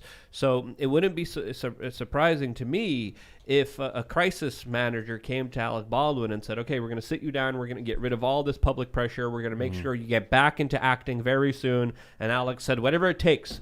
And I think this was a part of the process that he taught would help him. But in reality, a lot of other people are calling him out. You know what's really weird is that this woman was an investigative journalist. Yeah, that's weird, right? And a lot of people are there's a Was she theory. investigating the Clintons? Well, I'm look, joking. look, I'm being facetious. I know, but there are a lot of people pushing something like that. Yeah. And I don't see evidence for that. And I do think that's an attempt to push people away from the real story. You got to be careful with these really crazy conspiracies about, kids in basements at pizza parlors, because it is so absurd and easily disproven, but people believe the trash they read on the internet. What happens is you have this very serious story about Alec Baldwin, who killed a woman. We don't know why. She did work we have it here on our Wikipedia page. She has a degree in international journalism and worked on documentary films as an investigative journalist in Eastern Europe. So all of a sudden, she now finds herself working as a cinematographer for the past few years. This woman was killed. Let's get to the bottom of it. But if people start pushing these crazy theories about the secret undercover investigation she was really pursuing, then all of a sudden you lose interest. CNN comes out and says it's a crackpot conspiracy. It was all an accident. And like that actor guy said, there's a propaganda machine trying to make us feel sorry for Alec Baldwin when he killed this woman. Yeah, and I think you raise a great point that if you're Alec Baldwin's agent and his PR staff, the question is, how do we get you back to acting as fast as possible? And you look at the history of some Hollywood unsavory actors. I mean, heck, Roman Polanski gets standing ovations at the Oscars. Yeah. I mean, because his PR machine was so good. Now, granted, he's extradited in France, right? And he can't come back, and he won't come back because he knows he'll get arrested. But Hollywood actors and actresses will still applaud Roman Polanski. And yes, he raped a 15-year-old girl, but he's a brilliant director. And I'm sure if you're Alec Baldwin's people, you're like, what's that compared to Roman Polanski or Harvey Weinstein or so many other people in Hollywood who have these histories? Yeah, wasn't there a famous actress that made a speech about him saying, we need him back, we should get him back, it's unfair what's happening to him? What was her name? I can't remember. Was it Barbara or was it Whoopi? Was it, I forgot was it exactly Meryl Streep or was someone a did major actress did give a, like, we need him, yes. We need him back. Was it the gap-tooth one? What's her name? She's from the tell family. The whole, all the families. What the heck's her name? I'll think of it. I just think Alec Baldwin. If look, I don't see how an accident. It's like Final Destination. You know that movie, where the series of movies where the people die in really weird ways. Right. Like a truck is driving down the street, and then some guy spills his coffee, which so he throws it out the window, and then it bounces, and then hits a sign, which causes the sign to spin around and then point in the wrong direction, and then a truck turns left, but then slips on ice and flips over, and then the logs fly off the truck, bounce through the air, hit a car, which makes the car fly off a bridge, and then hit a guy. Like, that's what it sounds like to me when they explain the scenario that happened, according to Alec Baldwin. Or there's the really simple, like more real life, angry crew members. Alec Baldwin was frustrated, tired, angry, has a temper, and he said, "Screw this!" Bang. Was he not supposed to have a gun in that scene? I heard that. The official story from the script supervisor and the electrician was that he was supposed to have a gun, but he wasn't supposed to draw it or aim it, and it wasn't supposed to be handed to him by this assistant director. So if he wasn't supposed to draw it or aim it, why would Helena Hutchins tell him to draw it and point it at her? Well, she's dead, and she can't tell us exactly why that was happening. The weird thing is, and I'm sure everyone's afraid to go public because this is an ongoing investigation, with the exception of, I've worked on a lot of Hollywood scenes. It was one of my earlier little things long time ago. There are no scenes that there are just 3 or 4 people. Porn shoots have staffs of 15 people, right? A lot of people saw this happen. The fact that none of them have come out publicly and said what happened, they're probably all afraid. They probably all have. This is definitely recorded on film. There's a lot of people who witnessed this. They're waiting for the investigation to go. I'll tell you this, to go forward. right. And I will say one last thing, if you don't mind. I've worked on movies with Oscar-winning actors and Oscar-winning cinematographers. Oscar-winning actors don't have dinner with cinematographers. Like the staff, they don't work with the staff unless something is wrong. An A-lister meeting with a new cinematographer he just met. No, it must have had to do with the crew getting disgruntled. Something is wrong. Or like they were like, Alec, you got to take her out to dinner because like you've got to win her over, or she's the only one putting up with your BS. So and he was like, fine, I'll do it. But I've been on movie sets where they don't. The staff were pissed. They don't. Yeah, the staff were pissed off because of the budgeting. They said that he was undercutting everyone and not properly funding the production of this movie. Yeah. And they were saying this is absolutely absurd. So that could have been the arguments that happened there. And again, we don't know. We're not. We can only speculate from here. The whole where Alec was saying, if I had taken the gun apart to check, they would have taken it away from me thing is such a pansy, like, that's what he would have done to someone as the producer. If he saw someone inspecting their weapon, he would have taken it out of their hands and fired the guy because he's lying. Because he's impatient. He doesn't have patience. I see what you're saying, but he's just lying. That's also possible. Like George Clooney was like, I always check. Yeah. Because you get in trouble. If Alec Baldwin is like, I didn't check because they told me I wasn't supposed to, it's like, well, you realize that's still involuntary manslaughter, right? Yeah. Like, so that's a BS argument. And it sounded clever. He probably thought in his mind, this one makes a lot of sense. And then all it does is incriminate him. Oh, so you're saying you knew the guy who was manipulating it wasn't supposed to hand it to you and you fired it anyway. You knew that if someone manipulates the gun other than the prop guy, it must be handed back to the prop guy. And you still took it, aimed it at her, pulled the hammer back, and fired it. But in his mind, the story was so good. Just like our friend Jesse Smollett in his mind, his story was so good. And he also did media. Again, all these people with these terrible stories who were like, I should go do a live interview and incriminate myself. Prince Andrew. Don't give any interviews. Jesse Smollett. No. Give interviews, including Prince Andrew. More interviews. We need everyone. Jesse Smollett testifies today. I couldn't believe it. They're saying this guy may be convicted as soon as tomorrow. Oh, my gosh. Jussie Smollett. By the time you guys... So we're live right now. We record this. But tomorrow morning, this one's going to go up. And it may be, by the time you find this video, Smollett has already been found guilty by a jury of his peers. Because it has been a disaster in this case. Yeah. Experts were saying the only defense he has is for him to testify. And you got to hear this. If you've not been following this, grab the popcorn. You are going to laugh.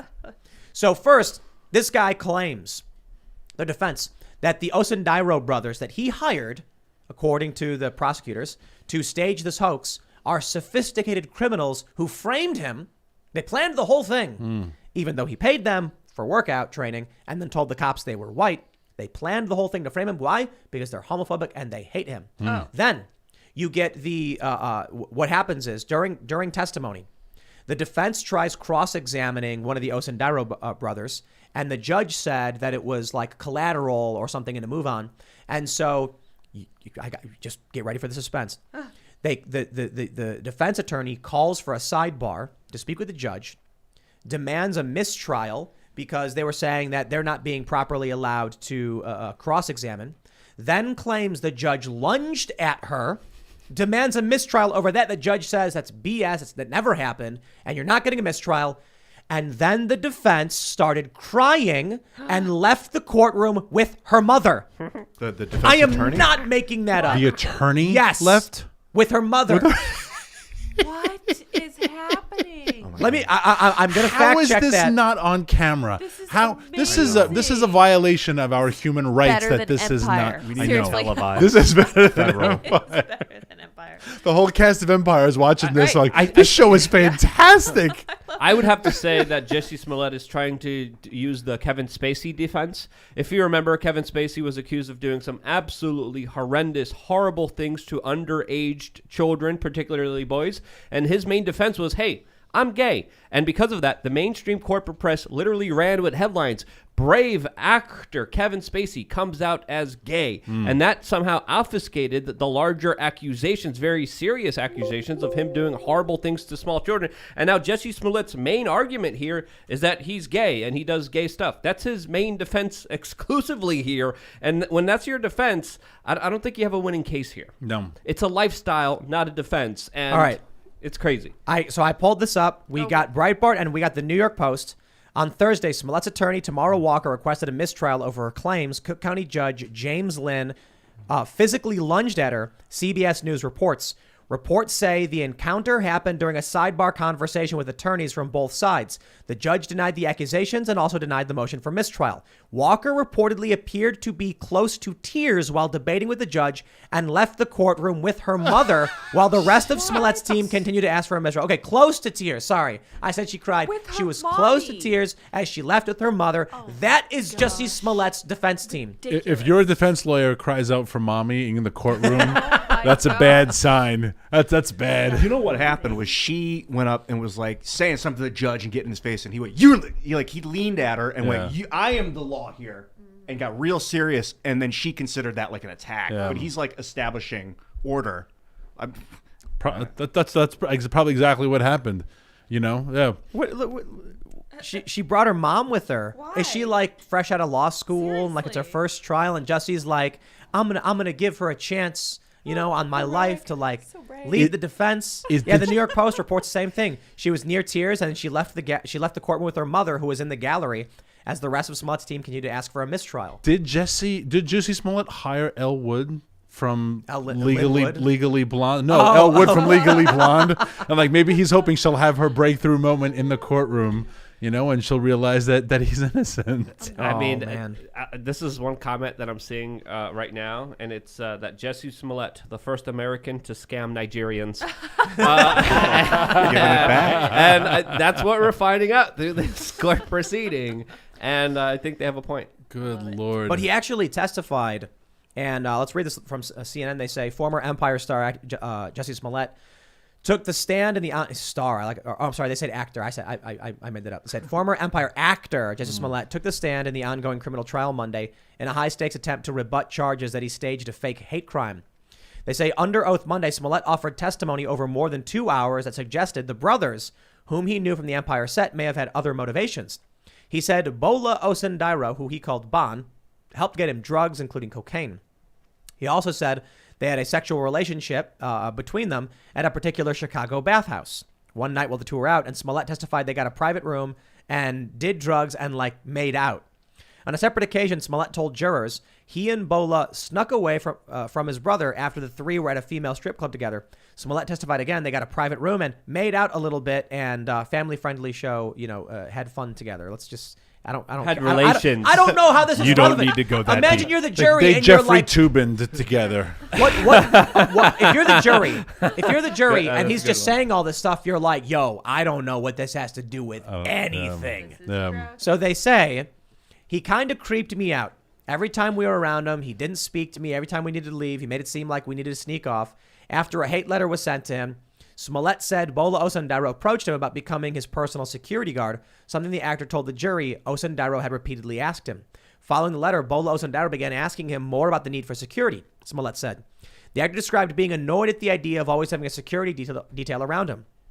Around lunchtime, I would smoke my blunt, drive around the neighborhood of the studios. I don't want to be in someone's car. Smollett told the jury that while driving around with Bola, there was never any discussion of planning a staged hate attack. Did you talk to him about some hoax? No, Smollett said. So it sounds like Jussie Smollett's argument is this guy staged the attack because he was trying to convince him to hire him as a security guard.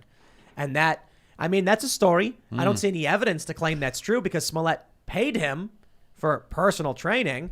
And the idea that these guys were white, when that's what Smollett said, which is like he lied, you know? Yeah. So if they did this to convince you that you needed security, you called the cops, but you didn't immediately point to them that these are the guys who did it. You didn't, and you were still wearing the noose, and you still had your soda and your Subway sandwich. They did a dry run of this. Yeah, exactly. They have the Nigerian brothers go into a store and literally pick up black masks, right? The rope that they used, and he wrote a check out to them. Yeah. Well, on tomorrow's show, if he is found guilty and you have this breaking news for the show, I tweeted a couple of days ago that I think his punishment should be very simple. He should have to go to the next MAGA rally, and he should have to look at the president, Trump, and he should have to apologize. Oh, snap. Don't put him in jail. It's a waste of taxpayer dollars for him to go to jail. He should have to repay all of the legal work and the police work that was done investigating it. Well, the Chicago PD says that they're going to potentially charge him hundreds of thousands of dollars for this larger investigation. It's a waste of it. He's going to get killed in jail, probably. I don't think he's going to get... He shouldn't go to jail, but... For those of us people who are in Camp MAGA, who they made a huge deal of this in 19, and he did the whole press circuit, and they were like, this is indicative of the types of people who vote for Donald Trump. For all of us who proudly voted for Donald Trump, who were sick and tired of being besmirched by people like Jussie Smollett, he owes us an apology. And we should get a sincere one, and a sincere one for me is being in front of tens of thousands of us. Don't write us a little letter or do a YouTube video. You have to stand there and face us and listen to us either heckle you or, knowing Trump people, they'll probably give him a little applause and say, get him off the stage. I just feel like I'm kind of done trying to convince people who are in the cult. The Yeah. people who believed this story, the people who believed the Covington lies, the people who believe Russiagate, Ukrainegate, all that garbage, who fell for the lie after lie after lie.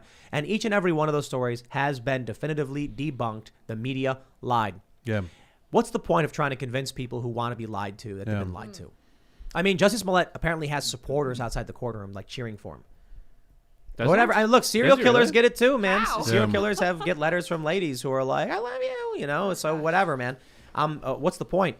I think a regular person hears the story and they immediately just are like, "Yeah, okay, that's BS," and I'm like, "There we go. What more do we need to be saying about this?" I'm glad though, because I do think Jussie Smollett is contributing to the people waking up to what's going on. Yeah. Because you had Big Bang Theory with they did the group photo and everyone coming out and being like, I can't believe this happened, and blaming Trump supporters, and it was just very obviously not true. Yeah. Yeah, and it's a frustrating thing because it also does an awful lot of damage to people who are attacked. I don't believe in hate crimes. I don't believe in hate speech. But we use that term, but it does do a lot of damage to people who are victims of crime. You know, and also how many police resources were diverted, right? It's the same thing of like the Bubba Watson incident. How many FBI agents does it take to go investigate a NASCAR, right? If these resources are so limited and so expensive, how many people? Chicago this year just hit its it's your home city. I like to talk about New York as well. Chicago just hit its 800th homicide this year. How many detectives could have been diverted to the streets to whatever, but we're doing the Jussie Smollett investigation, right? So, those are the people who deserve the true apology. You stole resources from a very, very tortured city. It's true, but I also got to say, like, Chicago's got very serious problems with police corruption, and they've always had. It's been a mob town as long as I've known it, and if you look at history, it's always been a mob town. And I'm kind of like torn between, yeah, maybe there could become some cops stopping, some of these gun crimes and homicides and stuff. But then I remember when Chicago operated black sites where they arrested people without charge and held them there for 10 days without notifying anybody. Or when that one guy was electrocuting people to force confessions. So at that point, I'm kind of like, I don't know, whatever. I'm not going to give them anything. We got tracked down by the Chicago PD and had I had a gunpoint to that because of just journalism. Yeah, we got surrounded by a bunch of cars. They took the cop cars, unmarked, some marked. Took us out, searched us. It was all completely unwarranted. They apparently raided the apartment we were staying at. A whole crazy story went down. They tried planting drugs on us, just real dirty stuff. Chicago is a dirty city. There's I can't remember the guy's name. Do you guys remember the name of the guy in Chicago who was cattle prodding people into forcing them to confessions? No, I don't remember his name. Yeah, I'm not a fan of the CPD, man. Whatever happened to that black site that the Chicago Police Department was running? Do you know much about it? It was No. Hammond Square. Is that what it was called? You looked, Yeah. Homan Square. Homan Square. Yeah, you looked it up. Yeah. Yeah, no, it was unmarked location where they Wow. would bring people to effectively torture. City at war, man. Is that still operational? I don't know. I haven't been to Chicago. I moved out of Chicago 13 years ago. Yeah, 13 years ago, and got rid of That story broke in 2015. Yeah, That's nuts. It's crazy, right? So, look, man, I like the idea of, the good local cop who's like, look, I just want to make sure people aren't getting hurt. And I've met some of these guys. But you look at some of these big cities like New York, Chicago, and LA, and they are crooked. Yeah. Super crooked. New York is super crooked. Chicago's super crooked. The small towns, they tend to be okay, but you still get a lot of cops who are willing to just do what they're told. Yeah, I kind of agree with you, Daniel, about I don't think putting him in jail solves anything at this point. But like a public apology might actually do more good for society. Yeah. For Jesse, I don't know.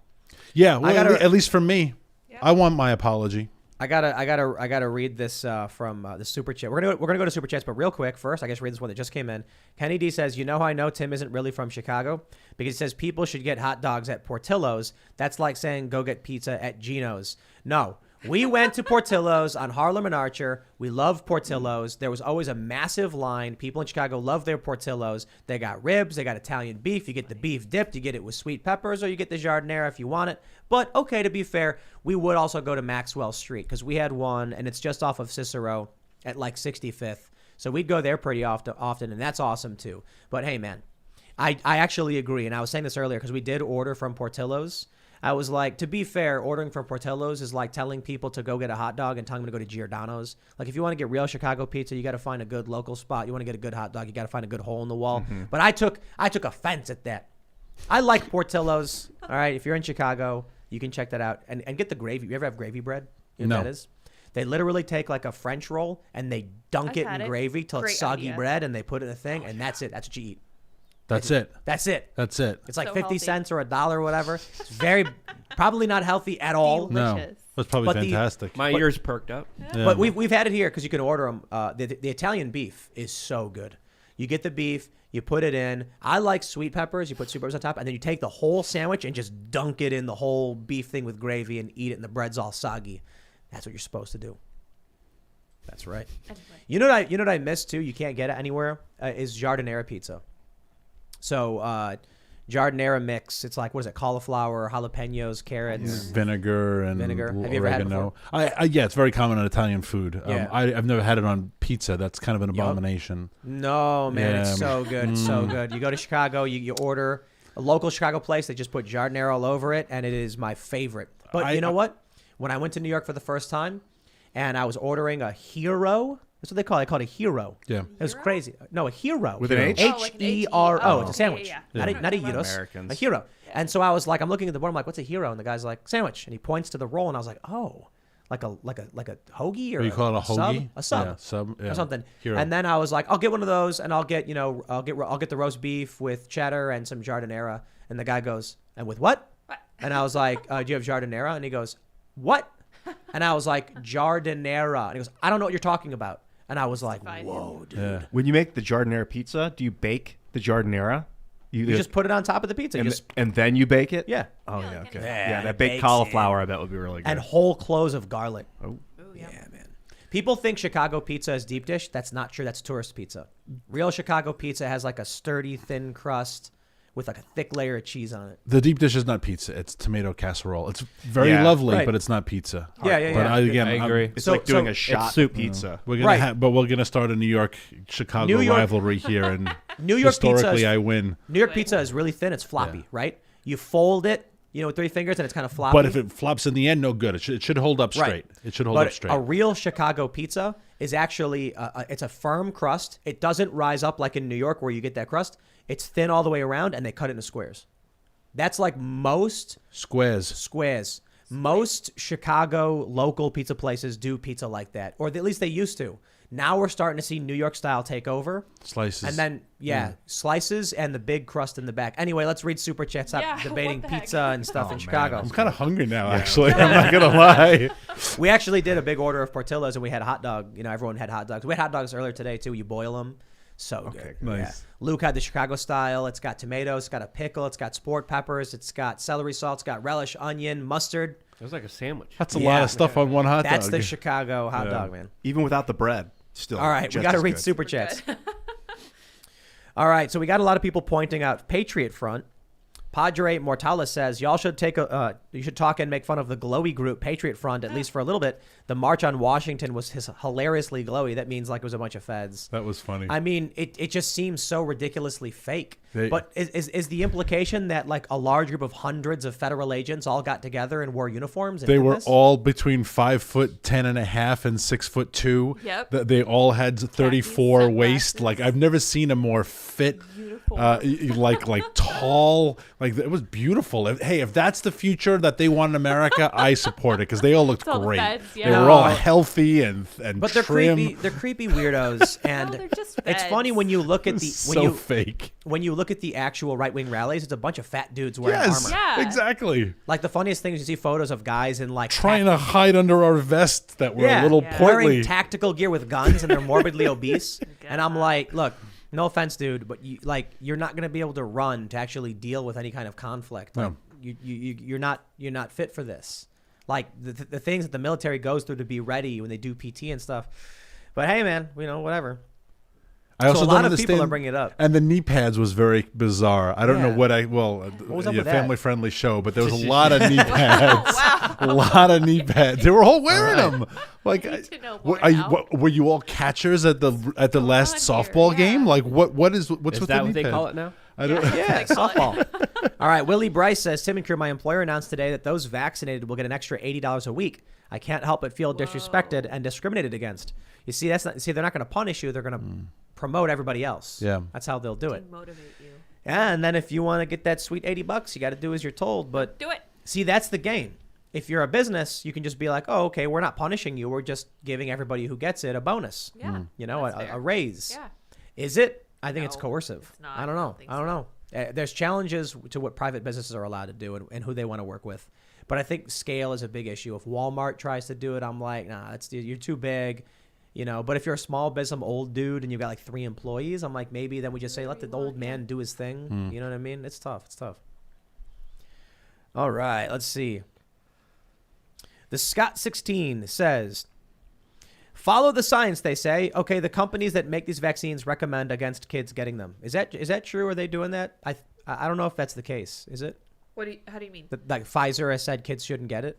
I did not hear that. I heard Yeah, they I were don't. pushing it for Yeah, I'm pretty sure parental they're pushing it. adults. Yeah. I'm pretty Yeah. sure the Pfizer, like the CEOs of all these companies are like, everybody should get it. And Moderna CEO was like, you should get 2 more. Yeah. Yeah, they're selling you a product. I don't think they're trying to stop people from taking it. Subscription. But it's ultimately going to come down to a doctor, and that's the problem.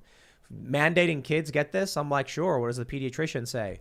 Like, Yeah. well, that doesn't matter. The government decrees. Okay, well, you got to get out of New York City, Yeah. man. And what's the risk and what's the reward that people have to individually think about for themselves? Yep. All right, Kevin Devine says, my GF is slowly dying of heart problems due to the CA COVID measures. She pays $500 a month for insurance and has only been seen by a doc once. Still no referrals. It's getting scary. I posted a short video on my YouTube about it. Can you leave?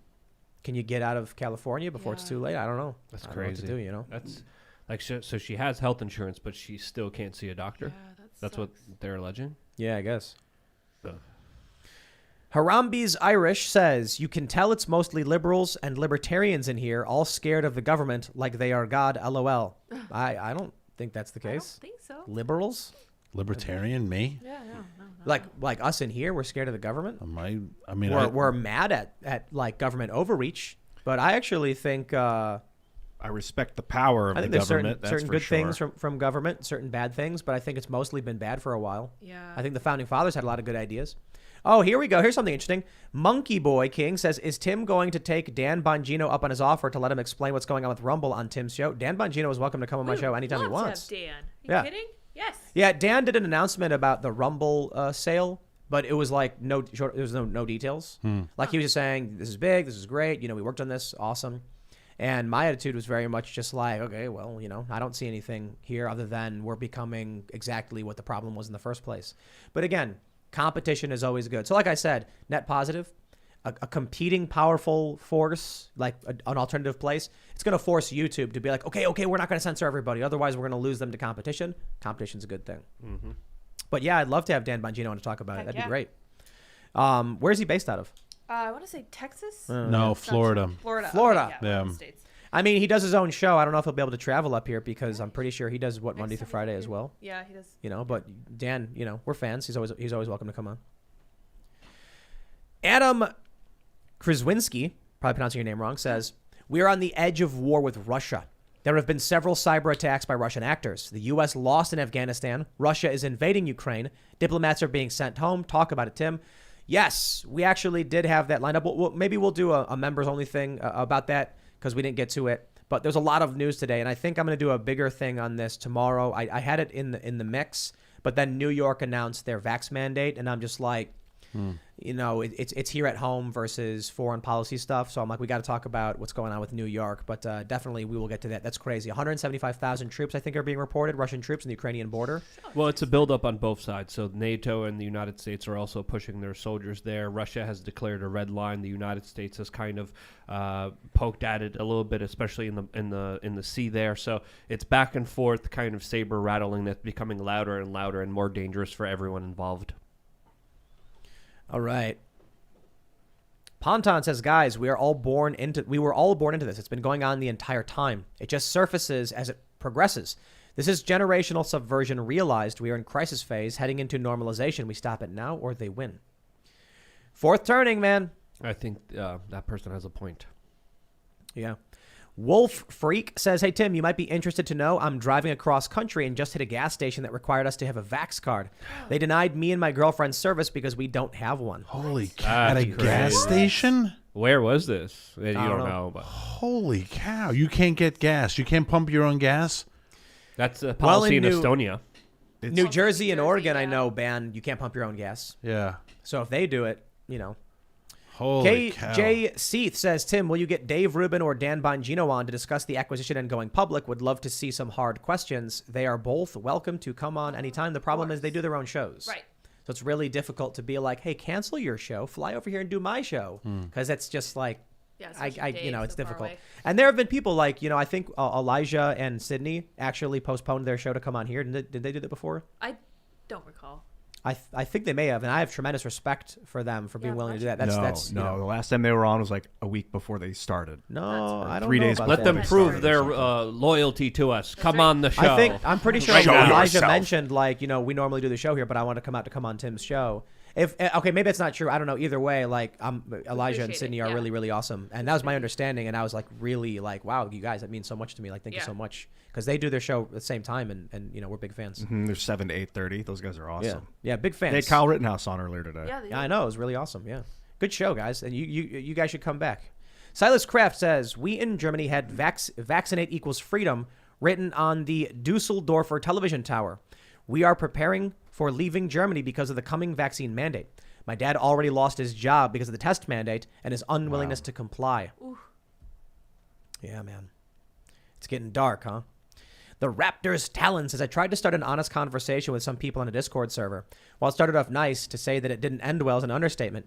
People don't want an honest conversation. They want to win. And if that means the end of the world, so be it. It's true for some people on the right, but it's mostly true for many on the left. It's the rule on the establishment left and the left in general, and it's the exception on the right for the most part. And that's likely because the right now has a sort of tacit alliance with independents and moderates. And the more moderate individuals, be it right-leaning conservative types and independent types, really want to understand and solve the problems. But you absolutely do have the right zealous, Trump must win no matter what, and screw you and what you have to say. However, they're a small group without institutional authority, so they're allowed to have their opinions, same as the left. The problem is when the establishment left are unwilling to have a conversation and hold the reins of power, we got a big problem. Yeah, if you were in a conversation via text in that Discord chat, don't put too much weight on that. It's hard to get any good communication done via text. But if it was with words, try listening more. If you can understand your opponent, they tend to like you a lot more. And ask more questions rather than making declarative statements. And if they disagree with you, call them racist. Excellent strategy, everyone. There you go. Absolutely. Matthew Conley says, for your pop culture show, if you need some retro gaming hardware, I'm a collector that has 2.4K games across over 20 consoles, just moved into Martinsburg. Wow. What would be the best way to reach out to allow your team to use my library? Well, the pop culture show is going to be focusing on like new shows, new games, TV shows, movies, and kind of stuff. So there's a whole bunch of new Netflix shows to talk about and review. I don't know if we would do retro gaming stuff. So I don't really know. Little But haunted that's house, Atari 2600. Shout out to Berserk. What cool. We have other- a Retron downstairs. What's that? It's like a remade Nintendo and it plays Nintendo games. Oh, Yeah, it's pretty cool. I think it plays SNES too. I don't know, maybe I'm wrong. But you can just buy a box that like has all of the Nintendo games and SNES on it and just like plug it in your TV. Like we have a Sega. It's a little box, you plug it in, it's got like 100 Sega Genesis games. And I'm playing it now and trying to play it on an HD TV is just not a thing. Oh, No, wow. it's fun. 8-bit? Yeah, It's right. 16 Yeah, or I think it's 16-bit. I had a 4K. 2600 as a kid. Yeah, That's me why I'm too. Like, this nostalgic. is- I'm thinking of the games now. River Run. Yes. Hard to play Pitfall. and weird looking. Oh yeah, Pitfall, man. Pitfall 2 was underrated. Great. All right, let's see. Spartan Bacon says, Tim, with a single action revolver, he could not have been able to put a bullet in and then fire without spinning the cylinder all the way around. But I still think it's makes more sense than this wild scenario of crazy coincidences that culminate with Helena Hutchins being like, point the gun at me and pull the hammer back, and him going, you got it, bang. Oh no. Like, I don't want to believe that Alec Baldwin put a bullet in the gun. I don't want to believe it. No, I think the angry crew member was like, I'm going to get back at that production company. Put a bullet in before they walked off set. But then, like they said, you have to rotate the cylinder around or pull the trigger. You have to fan the hammer, pull the trigger, fan the hammer, or rotate the cylinder to get the bullet to go all the way around. So someone loaded it and rotated it and then put it on the table. Or Alec Baldwin did. Because Alec Baldwin said, if I manipulated it, they would have taken it away from me. So why didn't he then say, if that was the protocol, hey, who's this guy who's manipulating this gun and bringing it to me? Where's the prop guy who's supposed to be handling it before I'm giving it? He straight up said that. So then the only like simple explanation is that he put the bullet in it, wound it, and got it ready, and then he. It's so Like, hard that's to premeditated. believe. That's pre- So- I that's- know, dude. That's insane. It's hard to believe, but He bro, throws are his you- whole career Are away. you? I don't. Are I you can't- telling me the alternative is more believable? I think so. What? The alternative that an angry crew member put a bullet in the gun, got it set up, and then through And then Helena Hutchins was like, I mistaken know you're chain not of command. supposed to use the gun right now, but why don't you point it at That me and part fan the might have hammer? been- might shoot. have been a lot because there, like you said, someone said earlier, there's more crew members are going to be there watching that moment. So I want to see if people come out and acknowledge that that did happen. But the one crew member who was there watching it was the guy in charge of weapons. So how does that? No. That was Hannah Gutierrez Reed, I think. Yeah. The armorer did not give Baldwin the gun. Well, but I'm sure the armor was there on set. So I at what don't- I point don't- is the armor like? How did you get the gun? Like I don't know if she was there. My job is to give it to you. If it's not in my possession and it's with the production assistant, then I already screwed up because it shouldn't leave my possession Yeah, anyway. the agent Sorry. shouldn't have had The gun. official story is that someone the armorer must have accidentally put a bullet in it and then left it unattended, and the AD who wasn't supposed to have it took it, brought it to Alec Baldwin, who knew if it was not the prop guy, it had to be given back to them. He straight up said this. And then Helena Hutchins, who was shot and killed, told Alec Baldwin, you're not supposed to have the gun out in this scene, but I want to film you pulling it out anyway. Also, pull the hammer back right now and point it at me. That's just, I'm sorry, dude. No. I don't want to believe Alec Baldwin did this. No. It seems crazy to think Alec Baldwin, the guy from 30 Rock, took a gun, put a bullet in it, and then went bang. But it's crazier to assume all of that ridiculous stuff happened. I don't think it's crazy to assume that an angry crew member that was about to walk off set loaded one of the guns before they left. And then Alec Baldwin was told by Helena Hutchins, point the gun at me, That's pull the weird. hammer back, and then shoot In me. a scene where the gun's not needed, that's very That's weird. why I can understand. And but if you want to claim an angry crew member sabotaged Alec Baldwin, that's Or when you start, someone, yeah. you're making more assumptions. Right. And so the least amount of assumptions we can make is that Alec Baldwin pulled a gun and shot a woman. It's just end That's of story. for sure. I mean, that's undisputed at this point. But then how did the bullet get in there? I don't know. He had a gun. It did not come from the armorer. Let's just put it this way. It didn't come from the armor. The gun did not come from the on-set armorer. Right there, it should have been red flags galore. That's all that matters. Red flag. Alec Baldwin was holding a gun that did not come from the armorer to be Yeah. used as a prop, and then he pointed at a woman, pulled the hammer back, and she was shot. It's like giving a girl you don't know at a bar a drink and saying, like, here you go. The girl's going to say, I'm going to throw this on the ground because I don't know where it came from. Right, If right. you're the actor and they're like, here's your gun, and you'd be like, no, no, no. If you give... Assumptions. yeah. Like Let's- if you're let's gonna talk cross facts. the street and you ask the guy, "Is any traffic coming?" He's like, "No, there's no traffic." I'm still not gonna walk out on the street with a blindfold on. I'm gonna take the blindfold off and look both ways for myself. Let's just talk very simple fact right now. Alec Baldwin had a gun that did not come from the on-set armorer. He then pointed it at a woman in a scene that did not call for him to point it at someone or use it, pulled the hammer back, and the gun was fired. I didn't say he pulled the trigger or fired the gun. The gun was fired. These are indisputable facts. Everything else is us speculating or making assumptions. I didn't say he loaded it. I don't know how the bullet got in there, but he had a gun that didn't come from the armorer. He pulled it out when he wasn't supposed to, pulled the hammer back and pointed it at a woman. It fired and she was killed. Why would anyone make any assumption other than Alec Baldwin pulled out a gun that he did not get from the armorer and he killed a woman with it? The immediate assumption should be, why did he kill the woman? Not what strange Final Destination type circumstances can we build up to make it seem like it was all one big silly accident? And they lied to us from the get-go. It was a blank, it misfired, shrapnel hit her, and all those dumb lies. Misfired. Yeah. And now and that's not what misfire means. And now we know it was Alec Baldwin pulling a gun in a scene he wasn't supposed to use it. He pulled the hammer back, pointed at a woman. The gun did not come from the set department, and he pulled the trigger. Is it that he was supposed to have the gun in the scene and he was supposed to pull it out, but he wasn't supposed to point it? The script supervisor and electrician who were both suing said the scene did not call for him to use the gun. That's so weird. But then Helena Hutchins asked him to pull it out. No, and he point it made at that her. up, dude. Or he's lying. Like- Or he's lying. Again, all these people were on set, so a lot of other people. Who's the other guy who was shot? The director? director.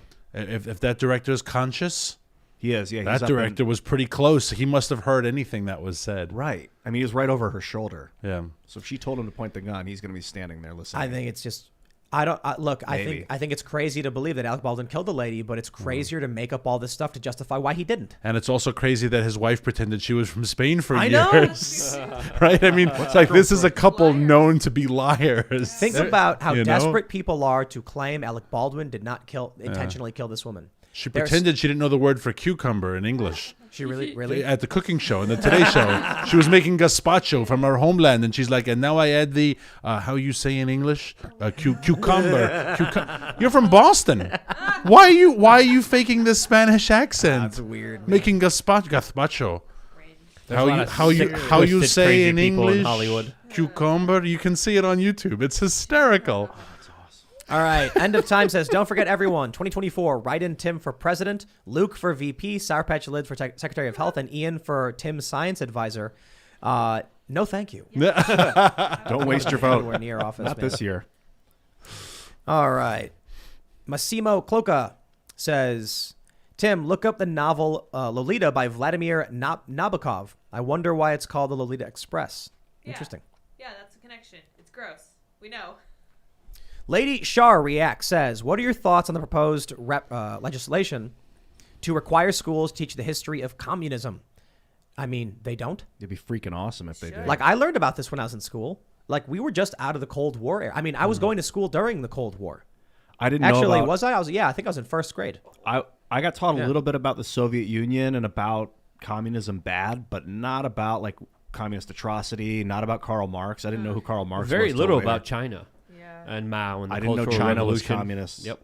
In the 80s. When and did 90s. was it 93 when the Soviet Union collapsed? 89 is when the wall fell. Yeah. Yeah. Really? Yeah. Oh, okay. I was So just talking about that. when did it officially Or collapse? Soviet Soviet Union. Luke, do you know? Was it 91 or 93? 91. 91? Yeah, that's the year I was born. Okay, Yep. then I wasn't in school, or was I? You Yeah, were. yeah, You're like 7 or 6. yeah. That would put me in Little. preschool and kindergarten. Yeah, in Yeah. first grade. Yeah, Yeah, yeah, yeah, yeah. That'd yeah. be first grade. Yep. Yeah, I thought so. Yeah. Crazy. I watched Yeah. the Challenger blow up in first grade. That was Good weird. times. I remember Ross Perot, and like I didn't know what it Yours. meant, but the Yeah. school asked us to like type on a computer who we'd vote for, and I guess they were like trying to figure out what our parents were saying about it. So I was like Ross Perot. Yeah, Ross. Yeah. So my Perot. parents were like the two-party system and like slamming the table. Yeah. Did they vote for Ross Perot also? I don't know if they actually did. I don't know. I think my mom was voting Democrat. My dad was voting Republican. That's funny. But I don't know about each back other up. then. I don't know about back then.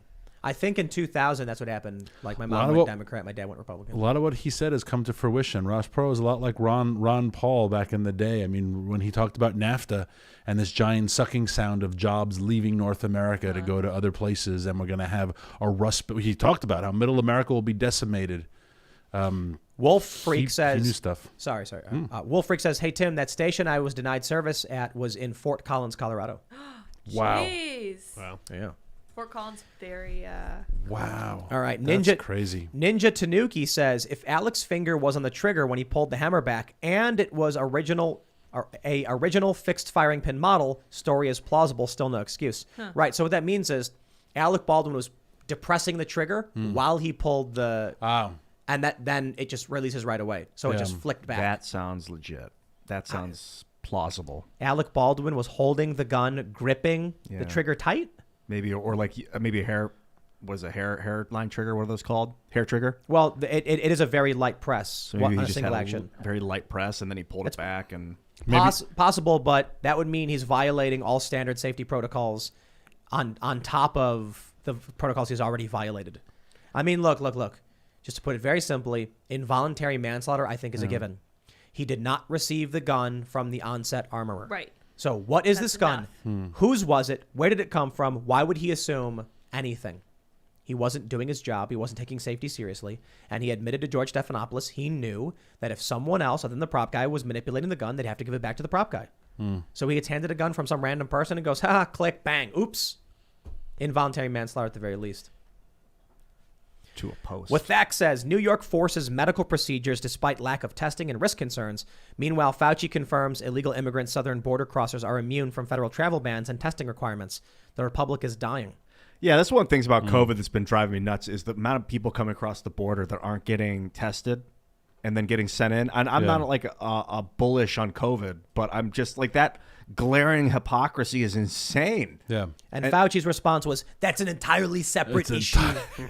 It's a good Fauci. I mean, that is like, if you would talk about a pandemic and national security, letting people into your country during a pandemic and just letting them fly in is nuts. And then shipping them strategically all throughout the country, right? I mean, because they can't leave them all in Texas, and so they'll fly by nights, drop 500 in Dulles, they'll drop a couple hundred in Miami. So yeah, this is such a serious pandemic that we're just going to spread it. We got one here, and I think this is a good one for Luke. End of Time says, I'm wanting to get into journalism. Would you by chance have any references on educational material which would help me with the craft? I feel like more honest people need to start getting involved. Yeah, I have Change Media University, which is now free for LukeUncensored.com members. But it goes through all the basic kind of lessons, and it goes through how to start your career, how to do things. But it's very difficult. It's not an easy one. It's becoming more and more difficult because of big tech's online censorship. So it's very difficult for anyone to make a name for themselves, especially with the algorithms being rigged against you. So my word of advice is, if you really do have a passion for it, go after it, but also have a side hustle or a side job that will help you pay for bills and facilitate that kind of lifestyle of you doing what you really love to do. Because when you're in this business right now, you really have to love it. And if you love it enough, you can make anything possible and you can make it happen. And if you're committed enough, if you truly believe in yourself enough, you can make that a reality for yourself very easily. We just got to work hard, and it takes work and sacrifice. And Yeah. it's not easy, and you got to figure it out and build it up, but you can succeed. So with that being said, my friends, go to timcast.com and support our work so we can continue to do this journalism. We just hired another reporter who's handling a lot of breaking news stories, and we're just going to keep growing and expanding. We've gotten new paperwork for our two nonprofits, one on fact-checking the fact-checkers and one on creating decentralized tech. Those are going to be kicking up into full speed at the beginning of the year when we can officially start bringing in, donors and actually funding this stuff. And it's a nonprofit, open source, so there's no ownership, there's no giving anything away, there's no banning people. We are going to, do our best to make sure we empower people to know the truth and share information they see fit. So thank you for all of your support at timcast.com. That's where your resources go to hiring journalists, making new shows, building culture, and fact-checking the fact-checkers, building technology. You can follow the show at Timcast IRL basically everywhere. Smash that like button. Don't forget to subscribe to this channel. And you can follow me personally at Timcast, everywhere. Follow me on Instagram if you'd like. And Daniel, you want to show anything out? It is great to be here. Thanks again for having me. Daniel Turner, PTF, on all platforms. And always a pleasure to be with you fine folks having these robust conversations. We need more of it. It was great. Thanks for coming on. And I have my own media organization and platform on lukeuncensored.com, where I released a video today. And I released another public one on youtube.com/wearechange, where I had way too much fun and screamed way too much "We Are Change" on YouTube. Thanks for having me on. Thanks for coming, everyone. I love you. Daniel, great to see you again, man. Tim, hey, thanks again for this Yeah, it looks So good. cute. man. quality outfit. It makes you like really pop out of the room Yeah. in like an Ian kind of way. It's very Christmassy. in that yeah, sense. yeah, yeah. Very- We're in like a gray, dark room. Everyone wears like gray, dark colors, but like true, I was yeah. like, this is yeah. That's perfect. It's Yes. flavorful. Yeah, here I am in my black sweater. And contrast to Ian, I was gonna say before we go that if you guys really, really want awesome hot dogs, you need to go to Iceland because they're in every single gas station. You can get them with like 50 million kind. They take their hot dogs very seriously. Really? Yeah, you need to go to Iceland. You want to hear a try it. crazy story? It's about When hot I dogs. went to Iceland, we were like in between Reykjavik and that Blue Lagoon place or Yeah. whatever. And there's like a hamburger joint. And I went in there and it was like just me and a friend and like literally no one else. And two guys, we order food, we're eating burgers, and two guys walk in, and then the one guy was just like, "Hey, you're Tim Pool." And I was like, "Oh yeah, man." And he's like, "Oh wow."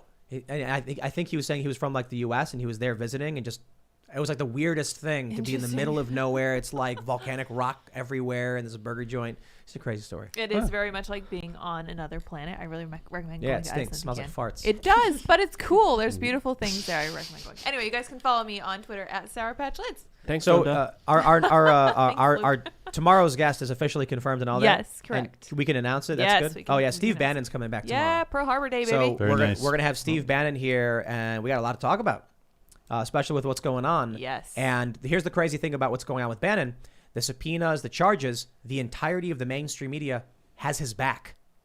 Really? Like this is the weirdest thing. Really? He wants to get all these documents released, and all the media companies were like, "We agree. We want to see all the documents pertaining to his case." And the feds are like, "No, shut it down, stop." Huh. So this is going to be a lot of fun. So really excited to have Steve here again, Mr. Bannon, and thanks for coming. And for everybody else, make sure you tune in for that show. But go to timcast.com. We're going to have that member segment coming up in just a minute. Smash that like button on the way out, and we will see you all there.